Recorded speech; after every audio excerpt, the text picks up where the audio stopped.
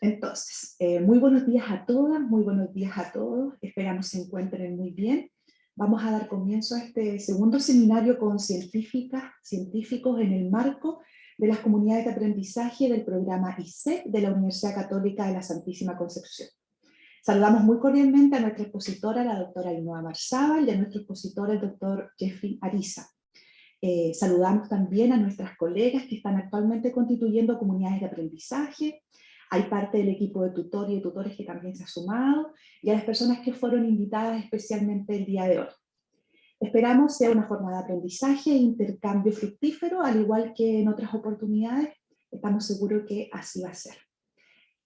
La jornada de hoy se va a organizar de la siguiente manera. En principio, ¿cierto? Vamos a tener una primera instancia donde tanto el doctor Jeffrey como la doctora Ainhoa van a exponernos algunos antecedentes generales al respecto del tema propuesto.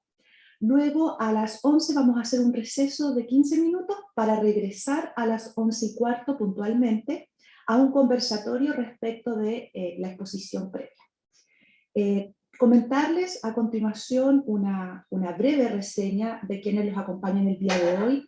Sabemos de que hay algunas de ustedes que ya conocen a Ainhoa por lo menos, pero al doctor Jeffrey no, así que voy a hacer una pequeña reseña de la gran producción, ¿cierto?, académica y su formación como investigadora. La doctora Ainhoa Marzábal es doctora en didáctica de las ciencias experimentales de la Universidad Autónoma de Barcelona y licenciada en química por la Facultad de Ciencias de la misma casa de estudio. Su área de interés se focaliza en el lenguaje y educación científica, además del desarrollo de competencias científicas. Actualmente es académica de la Facultad de Educación de la Universidad Católica en Santiago. Por otra parte, el doctor Jeffrey Ariza es doctor en Epistemología e Historia de la Ciencia de la Universidad Nacional de 3 de Febrero, Argentina, magíster en Epistemología e Historia de la Ciencia de la misma universidad y profesor en Química de la Universidad Distrital Francisco José Caldas de Colombia. Su área de interés se focaliza en la epistemología, historia y didáctica de la ciencia. Actualmente es académico de la Facultad de Ciencias Básicas de la Universidad Católica del Maule. Tanto la doctora Ainhoa como el doctor Jeffrey tienen investigaciones y proyectos en curso en sus respectivas áreas de interés y se destacan por su constante producción académica. Además, ¿cierto?, por siempre estar dispuestos a compartir lo aprendido y sobre todo por su calidez humana. Así que estamos muy contentos de contar con ellos el día de hoy. A continuación nos presentarán una breve introducción sobre el tema Ciencia escolar y desarrollo de habilidades para la innovación científica. ¿Es posible en todos los niveles educativos? Y como les decía, posterior a ello vamos a hacer un receso y finalmente un conversatorio, así que a todas las colegas y a todas las personas que nos están escuchando, ahí vamos a estar esperando ansiosos sus preguntas, sus intervenciones para la segunda parte. Bueno, muchas gracias. Dejo con ustedes entonces al doctor Jeffrey y a la doctora Ainhoa. Muchas gracias, Lorena. Usualmente cuando hacen presentaciones así, yo digo, esto tiene que salir bien, sí o sí tiene que salir bien. Así que, bueno, cualquier cosa ustedes aplauden y dicen, sí, salió bien, ¿vale? Bueno, buenos días a todos y todas. Mucho gusto. Primero, muchas gracias a Lorena por la invitación, a todo el equipo ISEC de la Universidad Católica de la Santísima Concepción. Es siempre un gusto compartir con el grupo, con ustedes, con los profesores y profesoras. Sin más, porque tenemos el tiempo algo acotado, entonces vamos a arrancar con la presentación. Voy a arrancar yo y luego va a venir Ainhoa por una estrategia que planeamos. Creo que tienen que permitirme compartir pantalla.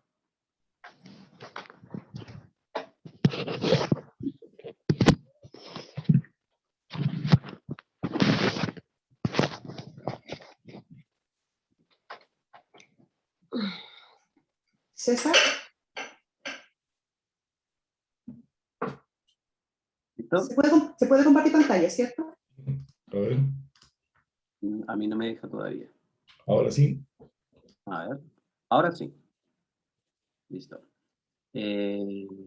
Bueno, el título de esta primera parte, pues, tiene el título de la charla, digamos, de la reunión. Pero vamos a arrancar. Lo primero que me gustaría es hacer alusión al tipo ¿a qué tipo de cosas aparecen en las aulas de clase tradicionales?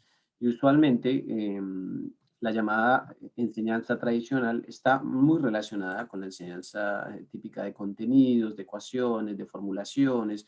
Yo creo que bastante de esto se ha trabajado en los diferentes módulos del ISEC acerca de qué es lo que aparece en nuestras aulas de clases, ¿sí? Eh, Ciertamente esto está aparejado con alguna forma de ver la ciencia o entender cómo funciona. Hoy vamos a intentar reflexionar algunas partes de esta idea de cómo funciona la ciencia. La primera pregunta sería, ¿qué fomentamos nosotros en las aulas de clase? Hoy por hoy, sí, la educación científica contemporánea presenta algunas ideas generales acerca de qué nos gustaría que apareciera en nuestras aulas de clase. Algunas de ellas tienen que ver con el desarrollo de actitudes positivas hacia la ciencia, en el sentido de valorar la ciencia en su medida justa, ¿sí? Y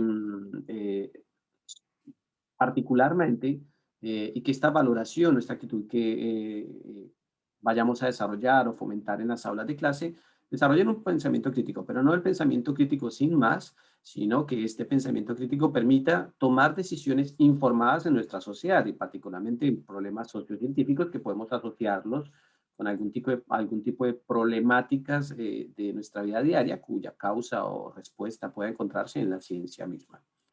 Y en ese sentido, el papel del profesorado de ciencias en el fomento de estas actividades es crucial. ¿Sí? Es crucial. Algunos ejemplos que podemos asociar a la necesidad de un pensamiento crítico, hoy los encontramos casi que en todo lado. O sea, la pandemia nos ha mostrado muchas de las dificultades o los desafíos que aún tenemos para fomentar este pensamiento crítico, el hecho de tomar decisiones informadas en la sociedad, o de estar en constante intercambio, en constante contacto con situaciones que tienen que ver con el conocimiento científico y que nos lleva a nosotros como ciudadanos a tomar decisiones, ¿sí?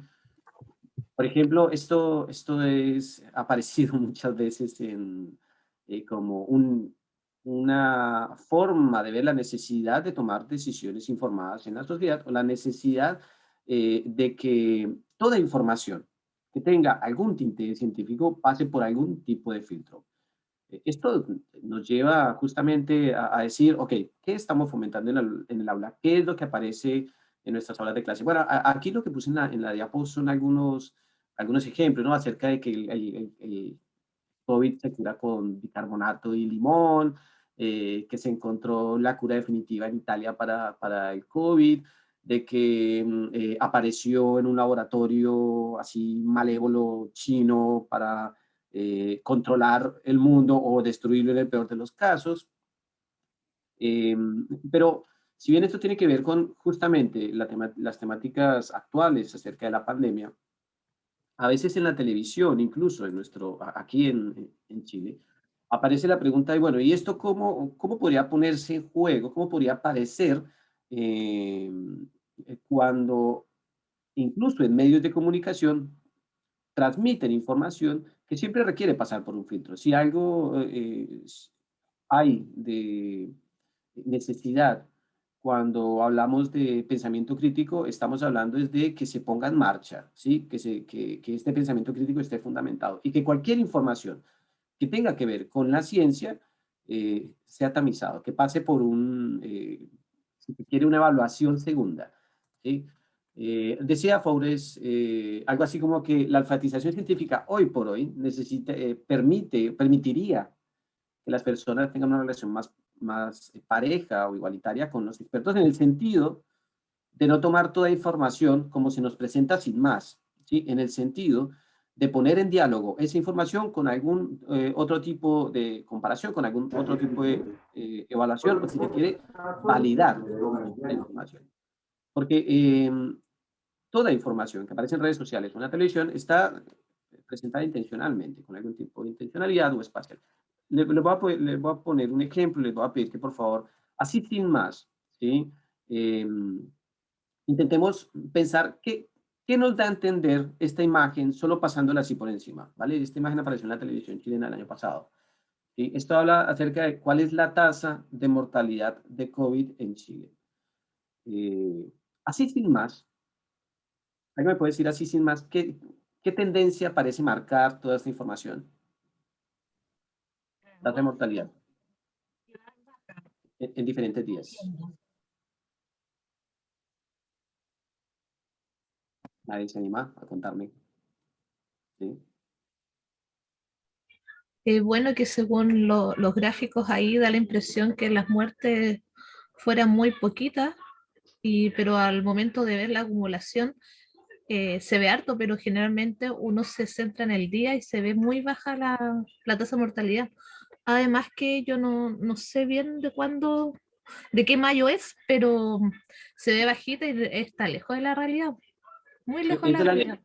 es del año pasado, sí, mayo del año pasado. Y Ay, justamente la primera percepción así, vista por encima, pareciese que la tasa, o que hay una tendencia a la baja, ¿cierto? Hay una tendencia a la baja.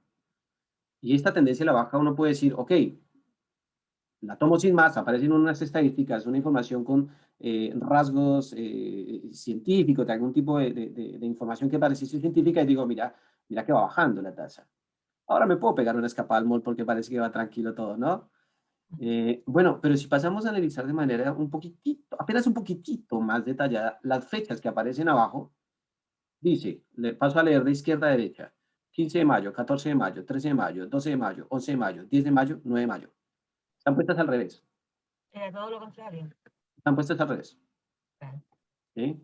Ahora, esto, a ver, con esto no quiero demostrar como que este canal miente o que no, con esto lo único que quiero decir es que toda información que tiene algún tipo de característica o rasgo relacionado con la ciencia, en todo caso debería pasar por un tamiz, debería pasar por un filtro, ¿sí? Y cuando pasamos por un filtro, estamos hablando justamente de puesta en marcha de un pensamiento crítico. Pero entonces, ¿qué es lo que aparece o qué es lo que en nuestras aulas de clase aparece como ciencia o qué característica nosotros le asignamos al conocimiento científico que puedan permitirnos a nosotros pensar o generar instancias de formación científica para los futuros ciudadanos que tengan que ver con el pensamiento crítico? En ese sentido, la pregunta que yo propongo ahora es, ¿a qué ciencia se parece lo que parece en el aula? ¿Sí? ¿Nos permite a nosotros hablar pensamiento crítico en el aula? Alguien está rayando mi presentación, no sé cómo lo hace. Yo no sé quién hizo dos lineecitas, pero me pareció genial. Vale. Entonces, algunas de las cosas que aparecen de la ciencia en el aula, y voy a contarlo porque esto son algunos, no es solo una investigación que ha presentado alguna de estas características, sino una buena cantidad, es, primero, cuando se le presentan los rasgos acerca de qué es un científico, cómo sería, típicamente se le presenta, bueno, tenemos estas imágenes difundidas en películas, en series, bueno, creo que están un poquito clásicas, yo debería renovarlas. Que tienen que ver con algunos rasgos generales de lo que sería un científico o científica. Usualmente es un viejo, usualmente está loco, usualmente es el nerd, es elitista, o está solo en un laboratorio, es de piel blanca, es hombre, ¿sí? Es flaco, es metódico, es riguroso. Estas son algunas de las características que podríamos pasar a detenernos en cada una de ellas, pero no lo voy a hacer, sino me voy a centrar en otra cosa que suele aparecer en las aulas de clase. Y es el famoso método científico. El método científico aparece en casi todas las aulas de clase y en muchas aulas de clase.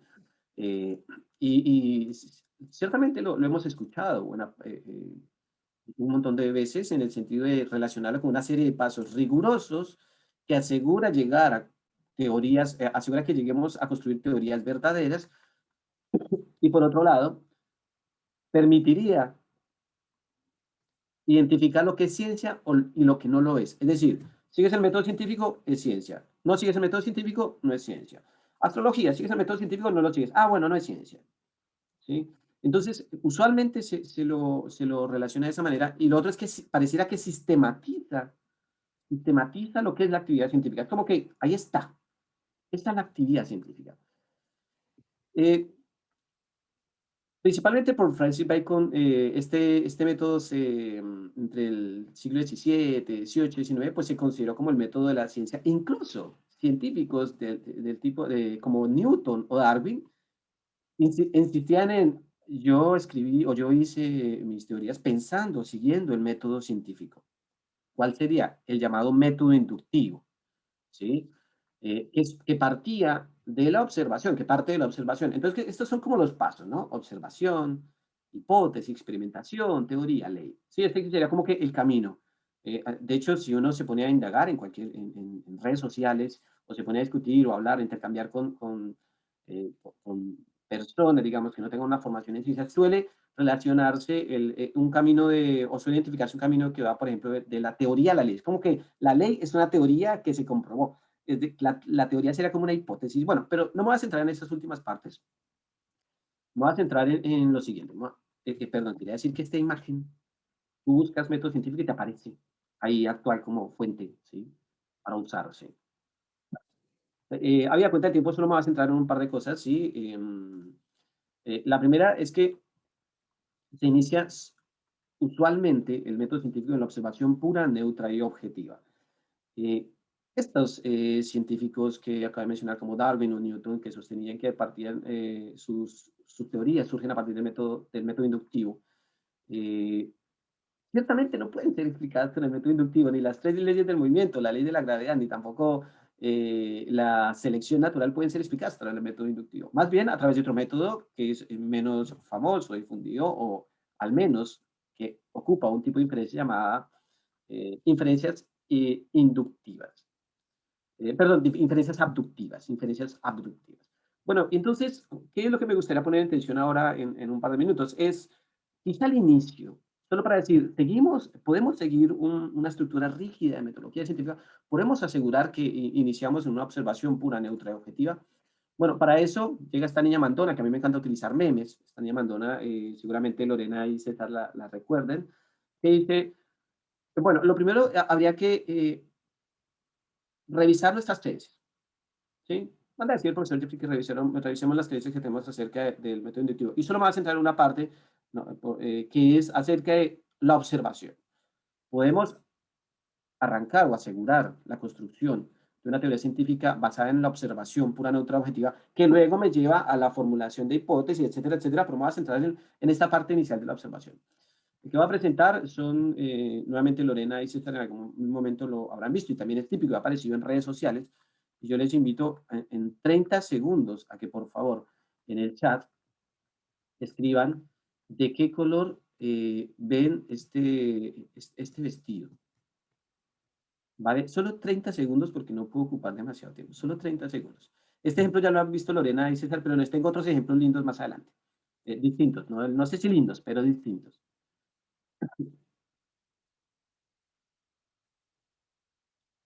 Celeste, dorado, violeta.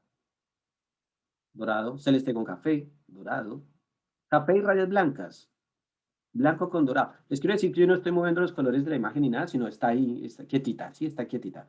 Alguno lo ve café con blanco, otro lo ve blanco con dorado, otro lo ven celeste.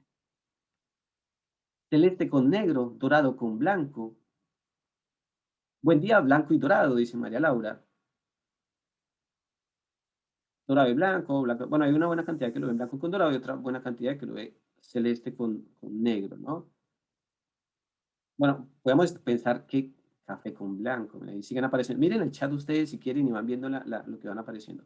Vale, parece que estamos frente a algo, a una misma imagen, pero estamos viendo cosas distintas, ¿no? Veamos a la siguiente imagen. Hagamos el mismo ejercicio. 30 segundos y vamos con esta imagen.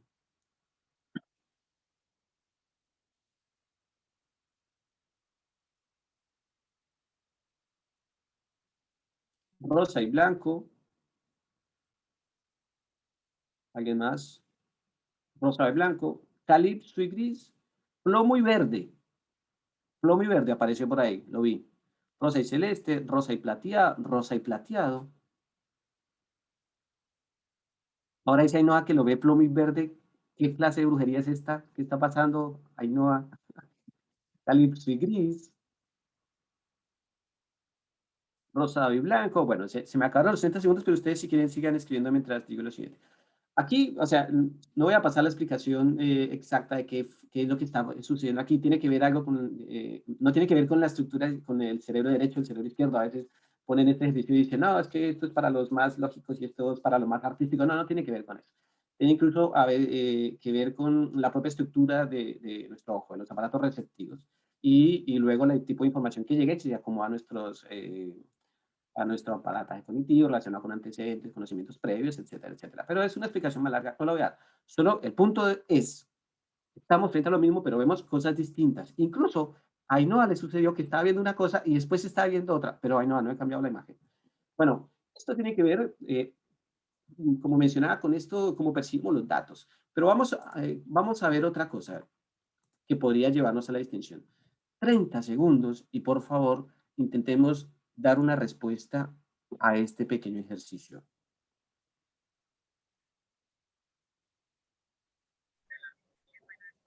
En el chat.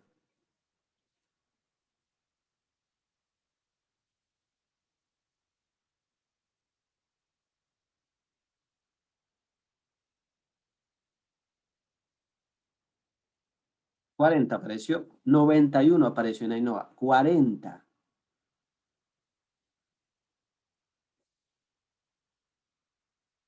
$40, 91. Se suman ambos sumando. No lo sé. Dime tú, diría el de la película ¿Qué pasó ayer?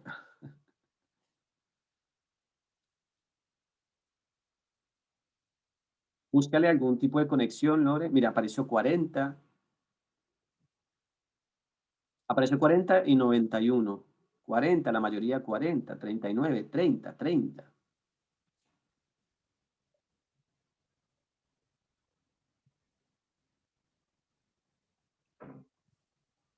Yo voy a poner el mío.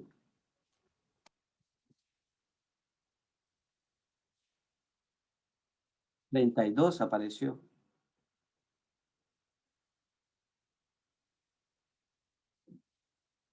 40, bueno, parece que es un éxito de taquilla 40, ¿sí?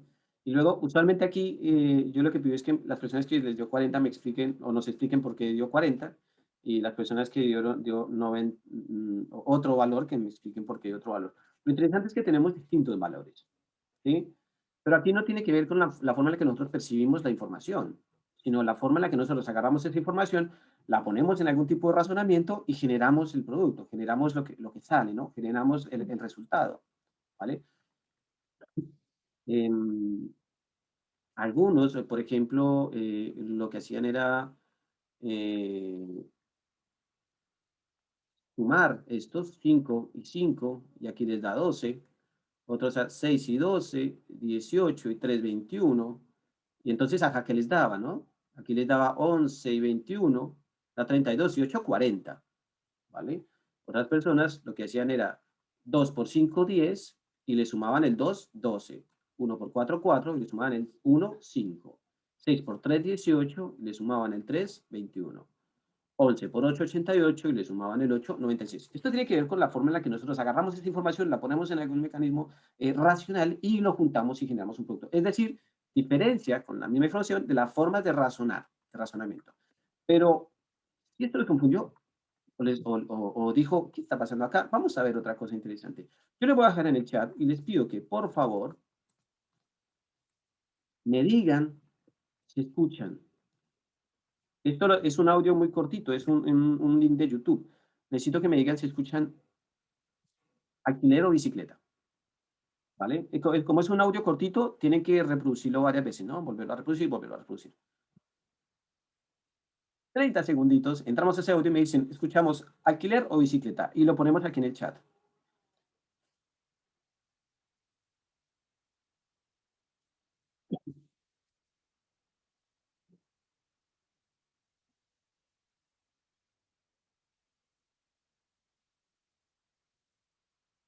Bicicleta.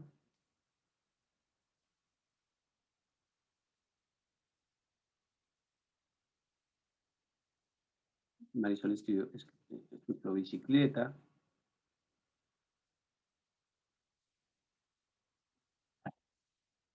Dice, miren lo que dicen, ni se dice. Primero escuché bicicleta, después pensé en alquiler y empecé a escuchar alquiler. Alquiler, dice María, definitivamente alquiler. Luego dice bicicleta, Nancy, bicicleta. Alquiler, dice Claudia.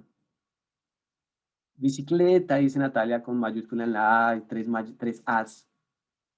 Alquiler, Beatriz, alquiler, Palmira. Bueno, ¿qué está pasando acá? Nuevamente, ya no podemos hablar entonces de una cosa como que hay unas diferencias morfológicas en la estructura del ojo. sino estamos hablando de que pareciese que a través de otras formas de recepción de datos también hay diferencias, ¿sí? También hay diferencias. Bueno, ¿qué es lo que sucede acá? Lo que estamos hablando es que el inicio del llamado método científico que surge en la observación pura, neutra y objetiva, parece que no es tan puro, ni tan neutro, ni tan objetivo, y parece que requiere de otras cosas. ¿Sí? Parece que el razonamiento inductivo que surge de la observación, como que tiene pequeñas fallitas, ¿no? Que nos permitirían decir que no es ni tan neutro, ¿vale?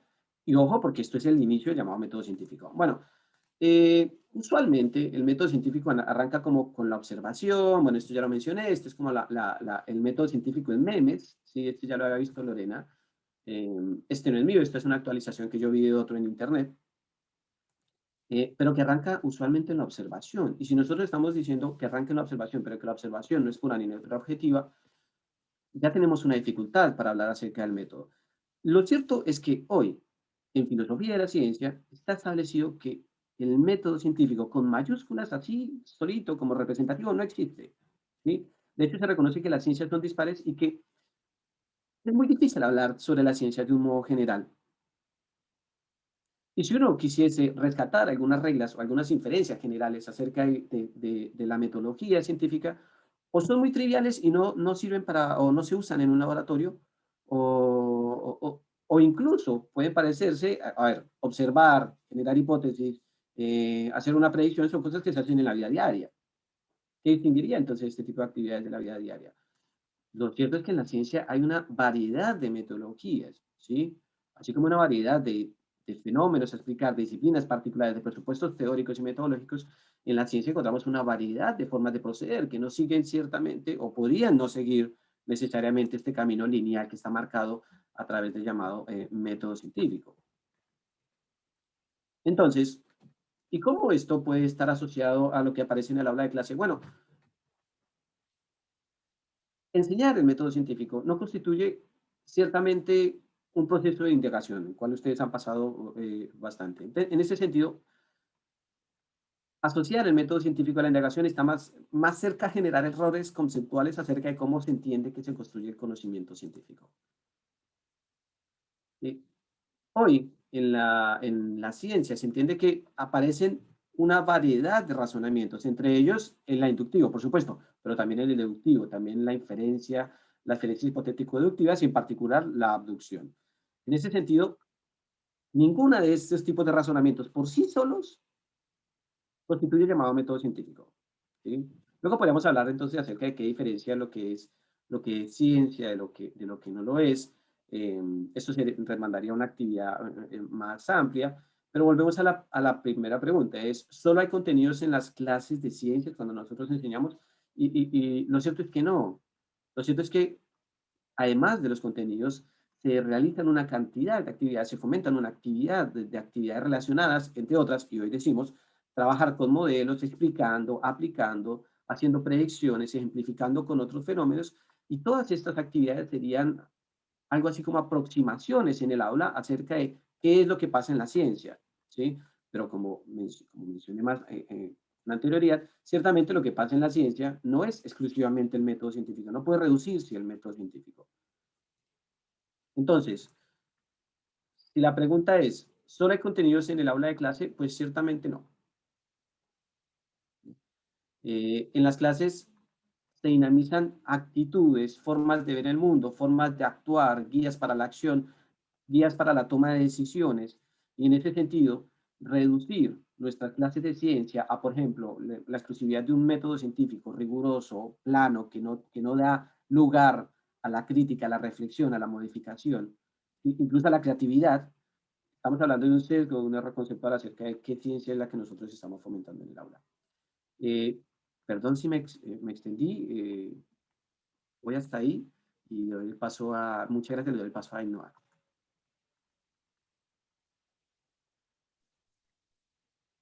Muchas gracias, Jeffrey. No importa porque ha estado súper entretenido y ha pasado muy rápido el tiempo, pero vamos a armar con Ainhoa y la pausa, el recreo lo vamos a correr un poquito una vez que finalice Ainhoa, ¿ya? Menos mal, está preocupado, ok. No se preocupe. Profesora Ainhoa, la escuchamos. Bueno, hola, quiero partir también por saludar a todos y agradecer la invitación. Siempre es un agrado estar, aunque sea virtualmente, en Concepción, de vuelta a mi casa, ya, a la Santísima.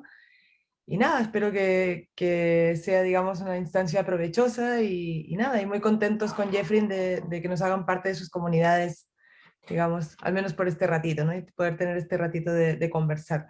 Todavía estoy un poco en shock de ver la zapatilla rosa y verde gris, pero haré lo posible, ¿ya?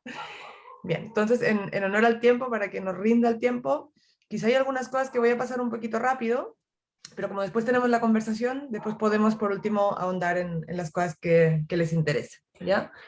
Entonces, bueno, cuando pensamos con Jeffrey un poco cómo organizar, digamos, nuestras intervenciones, la idea era primero como cuestionar un poco como esta visión rígida del método científico y de alguna forma tratar de responder a la pregunta de ¿para qué? ¿No? ¿Para qué tenemos que desarrollar estas habilidades científicas en el contexto escolar? Y ahora yo voy a retomar un poco, avanzando desde ahí, a tratar de responder a la pregunta de, bueno, si no hay un método científico rígido, entonces, ¿qué es lo que tenemos que enseñar y cómo lo tenemos que enseñar? ¿Ya? Entonces, lo primero, y creo que me gustaría partir como con dos ideas que creo que son dos ideas potentes e importantes de tener presente, y es que obviamente cuando nos preguntamos, ¿es posible desarrollar habilidades científicas en todos los niveles escolares? La respuesta es sí, ¿no? No solamente es posible, sino que deberíamos desarrollar habilidades científicas en todos los niveles. Y digamos, el primer argumento para responder a esta pregunta es que nosotros no educamos a nuestros niños, niñas y adolescentes para saber, educamos para ser, ¿no? Y en ese sentido, hay que tener claro que el saber obviamente es una dimensión, digamos, del aprendizaje escolar, pero no es el único, y también hay dimensiones que tienen que ver con la práctica y tienen que ver también con las emociones que tienen nuestros estudiantes, que son finalmente personas que se están desarrollando en el contexto escolar, ¿ya? Entonces, en ese sentido, las habilidades corresponderían a este conjunto de prácticas que están asociadas a la actividad científica, pero que no necesariamente son un conjunto rígido, un camino, unos pasos, ¿no? Como con esa metáfora de un camino que hay que recorrer paso a paso, sino un conjunto de prácticas que son relevantes para los estudiantes no solamente durante la escuela, no solamente para aprobar y progresar, ¿no? y pasar de curso y hacer la PTU y llegar a la universidad, sino que van a ser relevantes para su vida, y yo creo que eso es súper importante. Y después otra idea fuerza que creo que como profesores tenemos que tener muy claro es que, disculpen, es que el desarrollo de habilidades científicas en cualquier nivel escolar requiere una enseñanza explícita. ¿Ya? Es decir, no podemos suponer que como nosotros le decimos a los estudiantes, ya explique esto, justifique esto, formule una pregunta, ellos van a saber cómo hacerlo. ¿Ya? Y mucho menos pensar que si nosotros lo hacemos y modelamos estas prácticas, automáticamente los estudiantes se van a apropiar de ellas. Yo una vez escuché una metáfora que creo que es como demasiado clara para entender por qué el modelar puede tener cierto valor, pero no es suficiente, ¿no? Y alguien decía, bueno, imagínate que tú vas un día por semana durante un año a ver un concierto de piano, y al año te sientan a un piano y te dicen toca, ¿no? Bueno, es evidente que no va a funcionar, y con los aprendizajes pasa lo mismo. O sea, el hecho de que nosotros como profesores modelemos ciertas prácticas no significa que nuestros estudiantes automáticamente van a saber cómo hacerlo, ¿no? Y eso aplica a muchas cosas, aplica cuando resolvemos problemas en la pizarra, por ejemplo, cuando hacemos ejercicios, ¿no? ¿Tiene valor? Sí, pero no es suficiente y requiere una enseñanza explícita. Pero ahí hay un problema que no sé si compartirán y después lo podemos discutir, y es que uno dice, bueno, entonces, si me convenzo de que estas habilidades o prácticas son importantes, que las quiero desarrollar en el contexto escolar, ¿no? Que quiero tener esta visión, digamos, al nivel en que están mis estudiantes, bueno, ¿cuál es la fuente? ¿Dónde me inspiro? ¿Dónde busco cómo hacerlo? ¿Ya? Y el hecho es que hay muy poco, y como vamos a ver, la verdad es que el currículum no es tan claro tampoco en decirnos como qué se espera, digamos, que hagamos en el contexto escolar, y menos todavía cómo hacerlo. Entonces, cuando nos preguntamos, bueno, entonces si Jeffrey ya se llevó el método científico y el método científico ya no, ya no contamos con él aparentemente, entonces, ¿qué habilidades debíamos enseñar? ¿No? Entonces, como decía, nos vamos al currículum y nos encontramos un glosario eterno con un montón de habilidades de investigación científica ahora, ¿no? Que la verdad es que es como un poco como que uno no sabe por dónde partir, son muchas cosas, ¿no? Como que cuesta un poco no sentirse como un poco intimidado, ¿no? Por la cantidad de habilidades que aparecen en el currículum. Pero yo creo que justamente la indagación nos proporciona un marco que nos permite identificar como ciertos momentos, ciertos procesos, digamos, que nos permiten organizar un poco más como esta actividad científica en 3 grandes procesos. Un proceso es la problematización, que tiene que ver con la observación, como comentaba Jeffrey, ¿no? Como con toda esa primera parte más observacional y de cuestionamiento, ¿no? Y de contrastación con la teoría. Después viene la parte de obtención de evidencias, que no necesariamente tiene que ser empírica en el sentido de que podemos hacer experimentación en la clase o en el laboratorio escolar, pero también puede ser documental. Y finalmente una parte de reflexión que yo creo que es la más interesante y quizá la que a veces menos familiaridad tenemos en saber qué es lo que pasa una vez que tenemos los datos, ¿no? Y en ese sentido, bueno, obviamente en el tiempo que tenía y que ahora se redujo todavía más, no iba a dar tiempo de ver como todos estos procesos, aunque sería muy interesante hacerlo. Así que nosotros le preguntamos a Lorena que nos diera una pista, digamos, de qué es lo que podría ser más interesante, así que nos vamos a centrar en la parte de reflexión, en la parte final, ¿ya? Entonces, bueno, si nos vamos al currículum a ver esta primera parte de problematización, esto es lo que vamos a encontrar, el eje observar y preguntar, ¿ya? Y dentro de este eje nosotros podemos ver el tema de observación y descripción, formulación de preguntas, identificación de variables, formulación y fundamentación de predicciones, eso es más o menos lo que vamos a encontrar.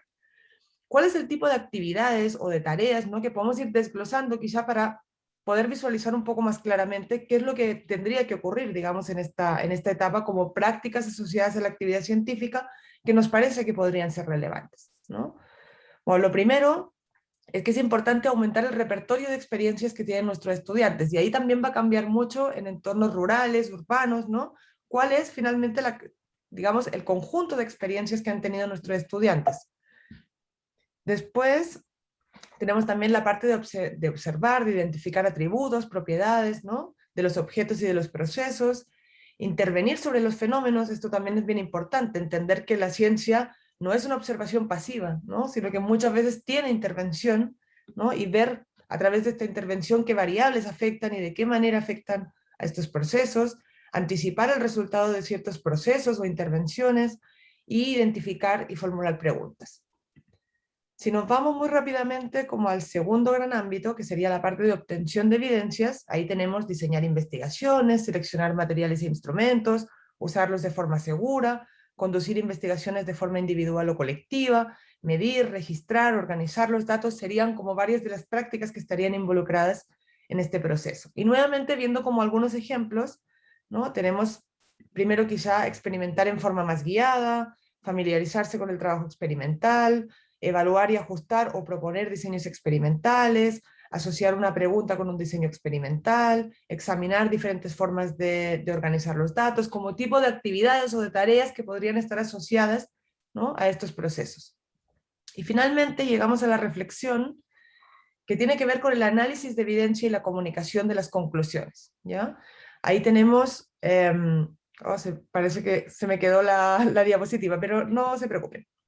¿Ya? Tenemos el tema de procesar y analizar las evidencias obtenidas, responder a la pregunta planteada, contrastar las predicciones con las observaciones, formular explicaciones y conclusiones, identificar errores y formas de mejorar el diseño experimental, como los tipos de actividades que estarían asociadas a esta reflexión. ¿Sí? Bueno, si nos vamos al currículum, ¿no? a mirar qué es lo que propone la progresión de aprendizaje de habilidades sobre esta parte específicamente de reflexión, esto es lo que vamos a encontrar, ¿ya?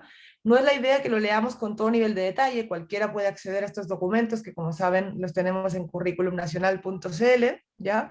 Pero si se fijan, nos va proponiendo más o menos como un progreso, ¿ya? de esta reflexión que va desde comunicar y comparar las ideas y observaciones hasta llegar al final a comunicar evidencias y conclusiones, ¿ya?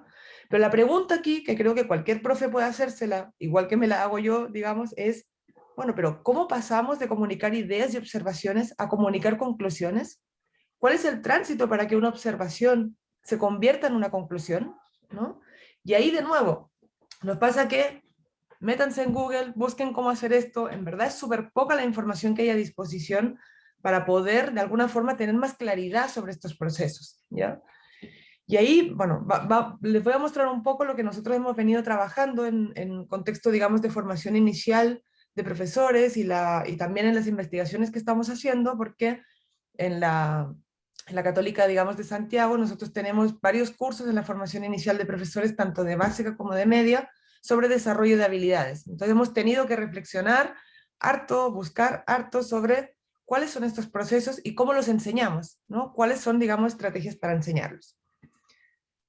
Entonces, nosotros siempre partimos diciéndole a los estudiantes esto que creo que es súper importante. Los datos no son la respuesta, ¿ya? Es decir, no puedo suponer que ya mis estudiantes observaron, se problematizaron, propusieron una pregunta científica investigable, ¿no? Diseñaron un experimento, hicieron el experimento, tomaron datos y listo, se acabó el proceso.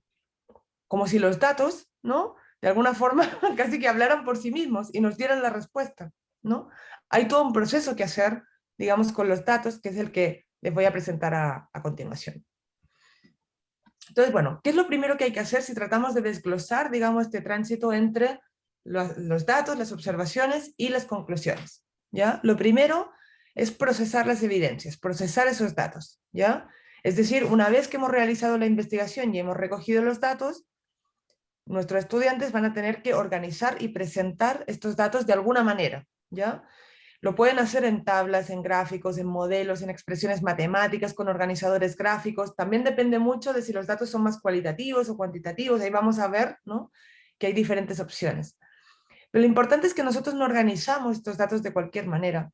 Los organizamos para tratar de identificar ciertas tendencias o ciertos patrones que son los que nos permitirán responder a la pregunta, ¿ya? Entonces, después de procesar las evidencias, viene analizarlas, el análisis, ¿ya? Entonces, ¿qué es exactamente lo que hacemos en un análisis? Eso, identificar relaciones, patrones, tendencias entre variables que nos permitan extraer, digamos, conclusiones y realizar comparaciones. Ya, entonces, alguien podría decir, bueno, está bien, pero esto suena mucho como educación media, así como tercero o cuarto medio. Entonces, ¿cómo hago esto en todas las edades? Que finalmente es lo que nos estamos preguntando, ¿no? Si estas habilidades se pueden hacer en cualquier edad. Y ahí tienen una propuesta de cómo podría ir progresando, digamos, esta capacidad de procesar evidencias a lo largo, podríamos decir, desde educación de párvulos, educación básica, educación media, ¿ya? Entonces podríamos ir viendo que hay un progreso, digamos, cada vez más complejo, y ahí vamos a conversar un poco sobre eso, sobre cómo se procesan las evidencias. Y ahí lo que voy a hacer es utilizar un ejemplo de cómo la misma situación en diferentes niveles escolares, digamos, el tipo de razonamiento que habría detrás y el desempeño que esperaríamos de nuestros estudiantes sería cada vez más sofisticado, cada vez más complejo, ¿ya? Entonces, ¿qué es lo primero que yo espero que estudiantes, niños, niñas, digamos, de educación parvularia, pre-kinder, kinder, sepan hacer? Es ordenar. Yo creo que cualquier educadora de párvulos, ¿no?, ha hecho muchas actividades asociadas al ordenar, con uno o con varios atributos. Puedo ordenar primero con un atributo, por forma, por color, ¿no? No sé, como todos los atributos que se nos ocurran. Lo segundo sería agrupar, ¿ya? Es decir, identifico similitudes y diferencias, y estos mismos elementos que antes sabía ordenar, ahora los voy agrupando de diferentes maneras. Después vendría la clasificación, ¿ya? Y ahí estamos sobre todo en primer ciclo de educación básica, donde la clasificación es un aspecto clave que se trabaja de mil maneras. Se clasifican materiales, se clasifican seres vivos, ¿no? Hay un montón de cosas que se clasifican. Y ahí también es cómo vamos avanzando desde la clasificación con criterios dados, es decir, el profesor me dice, ya clasifícalos con este criterio, a cómo voy discutiendo, ¿no?, y propongo criterios de clasificación, y cómo después también puedo discutir cuáles son criterios de clasificación más apropiados que otros para entender, por ejemplo, por qué existen taxonomías en biología, ¿no?, por poner un ejemplo. Después de esto vendría la sistematización, donde ya hay un grado de formalidad mayor y donde aparecen como gráficos, tablas, ¿no? Y finalmente vamos a llegar al nivel representacional, que es el mayor nivel de abstracción, donde ya van a aparecer gráficos, tablas, ecuaciones, ¿no?, como formas más sofisticadas de representación. Pero veámoslo con un ejemplo para ver si así ilustro mejor todavía este proceso, ¿ya? Imaginemos que nosotros tenemos en nuestra clase, estos son cubitos, imaginemos que son cubitos de madera de diferentes tamaños y diferentes colores, ¿ya? Entonces, en la primera etapa, ¿qué es lo que yo esperaría que mis estudiantes puedan hacer? Simplemente, por ejemplo, que tomen los cubos de un mismo color y los ordenen, de más pequeño a más grande, por ejemplo. Cuando llego a la agrupación, ¿Ya? Por ejemplo, puedo hacer que los agrupen por colores, pero también puedo hacer que los agrupen por tamaño, ¿no? Para ver que en realidad los mismos elementos pueden agruparse de diferentes maneras según el criterio de agrupación que yo tengo. Cuando llego a la clasificación, como pueden ver, ya es un poco más complejo, ¿vieron? Porque aquí ya hay una clasificación con dos criterios al mismo tiempo, ¿no? Estoy organizando ya estos elementos que puedo manipular por color, pero también por tamaño. ¿Pueden verlo? En realidad es casi, vamos avanzando hacia una tabla de doble entrada, ¿sí? Después puedo empezar a sistematizar, por ejemplo, y puedo acumular los cubos, ¿no? Simulando una especie de gráfico de barras, podríamos decir, pero que todavía es manipulativo. Es decir, todavía no hay el nivel de abstracción de representarlo, digamos, sin usar los propios elementos que estoy organizando. Y cuando llego al nivel más alto, ¿ya? Obviamente ahora ya paso a un nivel mucho mayor de abstracción, donde puedo, a través de una tabla, a través de un gráfico, ¿no? Donde ya no necesito manipular estos elementos para representar finalmente cómo puedo organizar estos elementos, digamos, que quiero finalmente, o estos datos que quiero organizar de alguna manera, ¿no? Evidentemente, este paso de la sistematización a la representación es un paso súper desafiante que requiere mucho tiempo de la escolaridad para ir trabajando desde todas sus aristas, desde todas sus formas de representación, la traducción entre formas de representación, ¿no? Ver finalmente, por ejemplo, si esta tabla la organizo de esta manera o la podría organizar, por ejemplo, de menor cantidad a mayor cantidad. Ahí podría haber, digamos, hay mucho juego en el trabajo que podemos hacer. Y ahí para mí es muy evidente la oportunidad de interdisciplina con las matemáticas, ¿no? Ahí la didáctica de las matemáticas también nos ayuda mucho a ver, ¿no? Cómo ir haciendo estos procesos.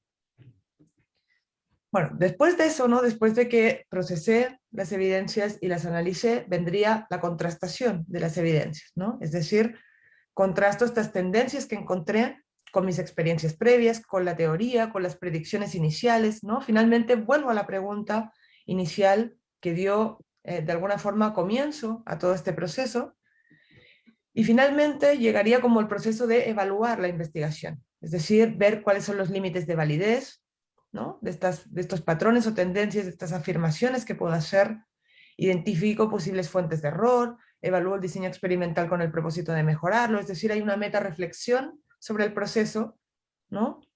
Que de alguna forma en esta parte también nos deja ver que en realidad la práctica científica, la actividad científica no es, en el fondo, una línea continua que termina y se le pone el punto final y ya respondí a la pregunta y se acabó porque hice la ley o la teoría, conectando con lo que Jeffrey estaba comentando, sino que en realidad es un proceso recursivo, ¿no? Donde finalmente yo puedo dar respuestas, pero son respuestas que tienen sus limitaciones y que por tanto requieren, digamos, la reformulación del diseño experimental, la formulación de nuevas preguntas, ¿no? En el fondo es un proceso que no se cierra, sino que siempre sigue avanzando iterativamente. Y quiero terminar, voy a ir súper rápido porque estamos en la hora ya, poniéndoles dos ejemplos, quizá un poco más amplios, de estos procesos. El primero va a ser para educación parvularia y primer ciclo de educación básica, y el segundo va a ser para el segundo ciclo de educación básica y media, para que veamos también cómo vamos avanzando, ¿ya? Y en la primera, ¿ya? El trabajo que vamos a ver como ejemplo es, digamos, la pregunta científica que nosotros podríamos plantear, digamos, que obviamente no se la vamos a plantear como tal a los estudiantes, pero es la que orienta, digamos, esta actividad, es de qué manera afecta el tamaño a la masa de un objeto, ¿ya? Entonces, imaginemos que tenemos a una profesora o una educadora, ¿no? Que en su clase pregunta, bueno, ¿de qué creen que depende el peso de los objetos? ¿No? Y normalmente la respuesta esperada es que digan algo así como cuanto más grandes, más pesados. Sí, las cosas grandes pesan demasiado, ¿no? Como que no puedo tomar las cosas. Y esta profesora o educadora dice, bueno, vamos a ver, ¿ya?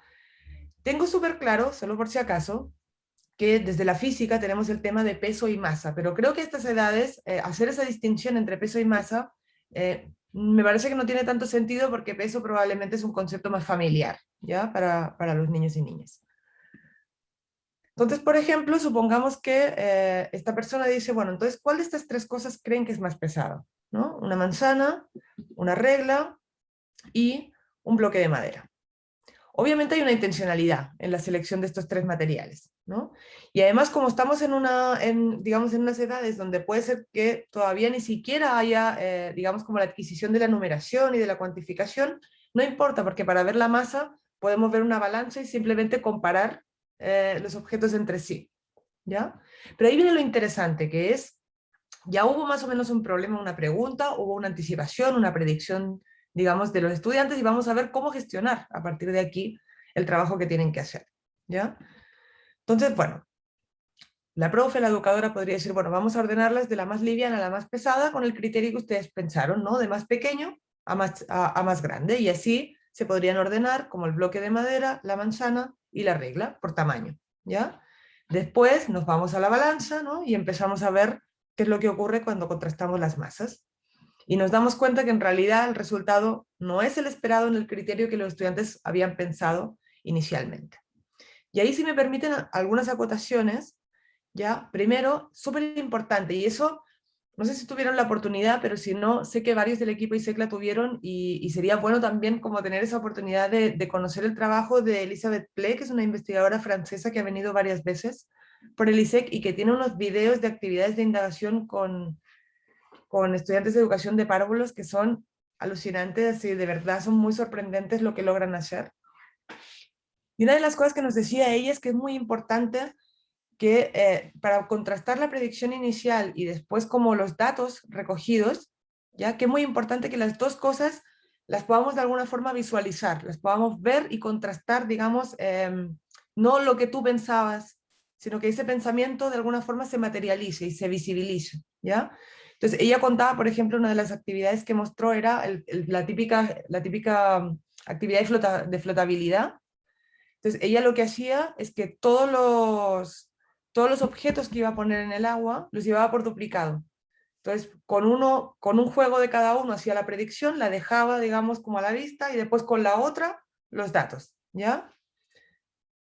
Lo otro es que puede trabajarse en grupo completo, puede trabajarse en grupos pequeños, con los mismos objetos, con objetos distintos. Eso dependerá bastante de la autonomía que tengan los estudiantes, de la edad que tengan también, ¿no? En cada contexto, ¿no? Cada educadora o cada profesora va a decidir finalmente cuál es la mejor forma. Pero sí es importante entender que en todo esto siempre estamos apuntando a aumentar progresivamente la autonomía. O sea, la idea es que poco a poco cada vez sean más autónomos nuestros estudiantes para poder desarrollar este tipo de actividades. Y, insisto, como podemos estar en un contexto donde todavía no hay lectoescritura, ¿no? Pensemos, digamos, en una forma de representación visual, ¿no? Que no requiera la lectoescritura, ¿ya? Entonces, bueno, la profesora, la educadora, cuando termina esta actividad pregunta, bueno, ¿quedaron ordenadas por tamaño como ustedes pensaban? Y los estudiantes dicen, no, no quedaron, ¿no? Como nosotros esperábamos. Y ahí es como esta idea de la iteración, de la recursividad, es decir, bueno, entonces, si no pasó lo que nosotros esperábamos, entonces, ¿de qué otra cosa podría depender? ¿No? Como extender un poco la conversación y hacerla avanzar, ¿no? Y ahí supongamos que un estudiante podría decir, bueno, quizá es porque son de diferentes materiales, y ahí podríamos continuar, digamos, la actividad, ¿no? Hacia otro tipo de comprobaciones, ¿sí? Esa sería un poco como la lógica, digamos, de este tipo de trabajos. Veamos ahora el ejemplo 2, ¿ya? Que sería en segundo ciclo de educación básica y educación media. Y aquí el tema que vamos a ver es de qué manera afecta el número de habitantes al consumo energético de una vivienda, ¿ya? Esa sería como la situación. Entonces, bueno, imaginemos una situación donde cuando la profesora les pregunta a los estudiantes de qué creen que puede depender el consumo de energía de una vivienda, todos están de acuerdo en que depende de la cantidad de personas que habitan en ella. Entonces, bueno, tienen esta especie de hipótesis, ¿ya? Y la profesora les dice, bueno, para verificar si es verdad o no, traigan para la próxima clase su cuenta de luz de sus casas, ¿no? Y nos cuentan cuántas personas hay en su casa. Entonces, al día siguiente, a la clase siguiente, la profesora presenta los datos, ¿no? Y les pide a los estudiantes que de forma individual organicen los datos en una tabla y los representen gráficamente. Y esta es los datos que les da. 6 familias del curso, con la cantidad de habitantes que tienen y el consumo en el último mes. Entonces, sé que no se ve tan bien, pero en realidad no es tan relevante, ¿ya? Mientras los estudiantes realizan la tarea, la profesora va monitoreando el trabajo y resolviendo las dudas puntuales, ¿no? Y una vez que la mayoría ya han construido su tabla isográfico, la profesora, hace algunas preguntas, ¿no? ¿Qué hemos representado en este gráfico? ¿Cuál es el nivel de consumo de la familia de Marcela Reynoso? ¿Cuántos integrantes tiene su familia? ¿Qué otra familia tiene 3 integrantes? ¿Cuál fue el consumo de esta familia? Y en base a eso, entonces, ¿de qué dependería el consumo energético de una vivienda, ¿ya? Entonces, quiero que se fijen bien porque esto que están viendo aquí es real, ya es una respuesta real de un estudiante de octavo básico, además de la región del Biobío, ¿ya? para más Entonces, bueno, hay harto que nos dice, digamos, esta representación de este estudiante, ¿no? Que, o sea, si lo miráramos en detalle, no tenemos tanto tiempo ahora para hacerlo, pero se ve que hay varias cosas que pueden mejorarse en términos de cómo organiza sus datos. Es decir, el estudiante es capaz de traducir, digamos, esos datos que tiene ese set de datos en una tabla y un gráfico, sí, pero tiene muchas cosas que mejorar, porque finalmente él lo está representando para dar respuesta a una pregunta, que es si el consumo de energía en una vivienda depende del número de habitantes, ¿ya? Entonces, ahí es donde voy con el tema de la enseñanza explícita, ¿ya? De las habilidades. Entonces, ¿qué es lo que tiene que visualizar o qué es lo que tenemos que trabajar con nuestro estudiante? Primero, que la organización de la tabla no contribuye a identificar la relación entre el número de familiares y el consumo, ¿ya? Y por otra parte, el gráfico le falta información clave, no ha representado la cantidad, digamos, de habitantes en cada casa, y además no es un gráfico apropiado, dado que es un gráfico de tipo continuo, y los datos que tenemos no son de tipo continuo, son discontinuos, ¿ya? Entonces, primero, que aprenda a procesar los datos, digamos, con esta enseñanza explícita que le permita ver que al ordenar la tabla por número de habitantes es mucho más fácil, ¿no? Explorar la tendencia que queremos en estos datos que hemos recibido.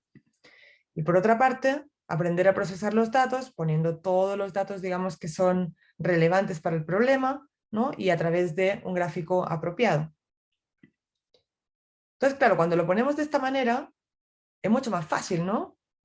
Porque ahora nos vamos a dar cuenta que en realidad casi todos los datos que teníamos corroboraban nuestra hipótesis menos uno, ¿no? Entonces, para poder llegar a eso, bueno, eso requiere andamiaje del profesor o la profesora, es decir, irle haciendo un conjunto de preguntas que le permitan hacer lectura e interpretación del gráfico para ir viendo finalmente cuál es la tendencia entre estas variables, ¿sí? Y finalmente preguntarse, bueno, ¿qué es lo que pasa con este punto? ¿Ya? ¿Es una excepción o no? Y para saberlo, ¿qué es lo que yo podría hacer? Y ahí vuelve de nuevo la recursividad, ¿no? Miremos datos de otros compañeros, miremos el mes siguiente, ¿no? ¿Qué otras cosas yo puedo ir haciendo, ¿no? Para finalmente ver qué es lo que pasa en una relación entre variables que en la realidad no es tan simple, ¿no? En general las variables no tienen una, digamos, en todos los casos una relación de proporcionalidad directa que sea muy fácil de ver, ¿no? En fin. Solo para ir cerrando mi punto, ¿no? A través de estos ejemplos pretendía como, bueno, darnos también quizá un punto de partida para la discusión, ¿no? El desarrollo de habilidades a través de la trayectoria escolar, ¿no? Cuando pensamos esto a través de los diferentes niveles escolares, requiere, digamos, varios procesos, y yo creo que justamente las comunidades de aprendizaje son el espacio ideal para tener estas discusiones sobre, en primer lugar, cuáles son las habilidades clave. Es decir, menos es más. Todo el glosario que hay en el currículum es inabarcable, al menos inicialmente. Después, cuando uno ya lleva mucho tiempo, quizá, digamos, es un objetivo factible, pero inicialmente no. Por tanto, primera discusión, ¿qué habilidades nos parece que son clave de todas las que hay ahí, dada la relevancia que tendrán para los estudiantes durante y después de la escolaridad, ¿no? Por ejemplo, Jeffrey nos decía la capacidad de análisis crítica, ¿no? Entonces, bueno, si nos parece que la capacidad de análisis crítica es, digamos, una capacidad clave en la formación de ciudadanos, entonces, ¿qué prácticas científicas son las que deberíamos relevar para eso, ¿no? Después, esto requiere una mirada longitudinal al currículo. Es decir, es muy difícil pensar, yo soy la profesora de cuarto básico, ¿no? Y esta es la habilidad y este es el nivel, pero sin pensar qué es lo que pasó antes y qué es lo que va a tener que pasar después en términos de estabilidad.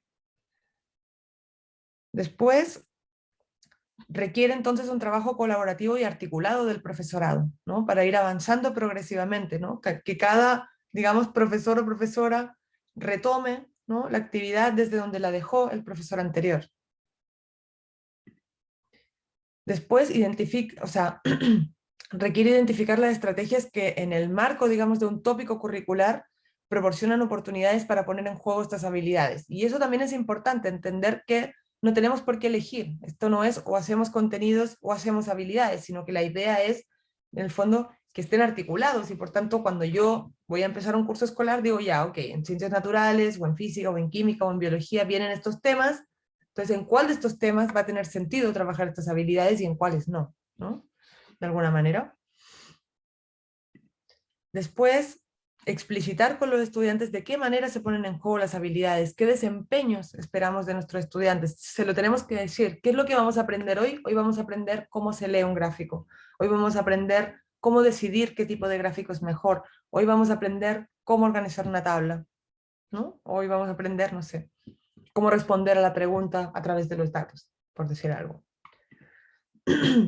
Y finalmente, súper importante, andamiar el trabajo de los estudiantes. ¿Ya? Siempre va a requerir andamiaje, aunque la idea es que ese andamiaje vaya poco a poco siendo cada vez menos necesario, ¿no? Y para eso también se requieren oportunidades reiteradas para hacerlo primero probablemente con una guía, con muchas preguntas, ¿no? Como muy paso a paso, detallado, acompañado, pero después poco a poco la idea es que sean cada vez más autónomos.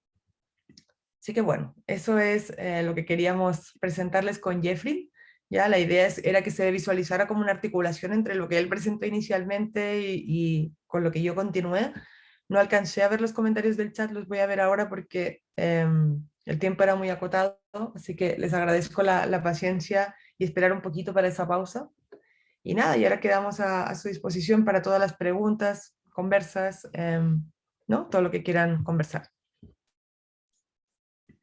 Muchas gracias, Ainhoa, por la presentación. La verdad es que yo creo que, al igual que yo, tanto todas las colegas como en llamas cognitivamente, así tenemos como muchas dudas, muchas observaciones que vamos a hacer, sí, después de este coffee break pandémico, una pausa para poder tomarnos un cafecito, para quizás ir al baño, y a la vuelta vamos a intentar, ¿cierto?, levantar este conversatorio porque yo creo que hay varias inquietudes y también podríamos partir revisando los mismos comentarios del chat.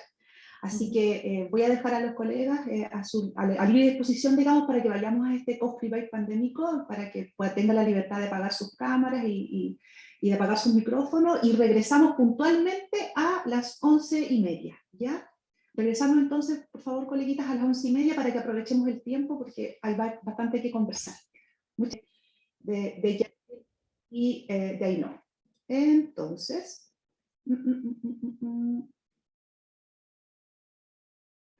voy acá, ¿cierto? Bueno. La profesora Palmenia destacó que le pareció muy interesante y dinámica la exposición de Jeffrey, que muchísimas gracias, Jeffrey, ahí van para ti unos piropos.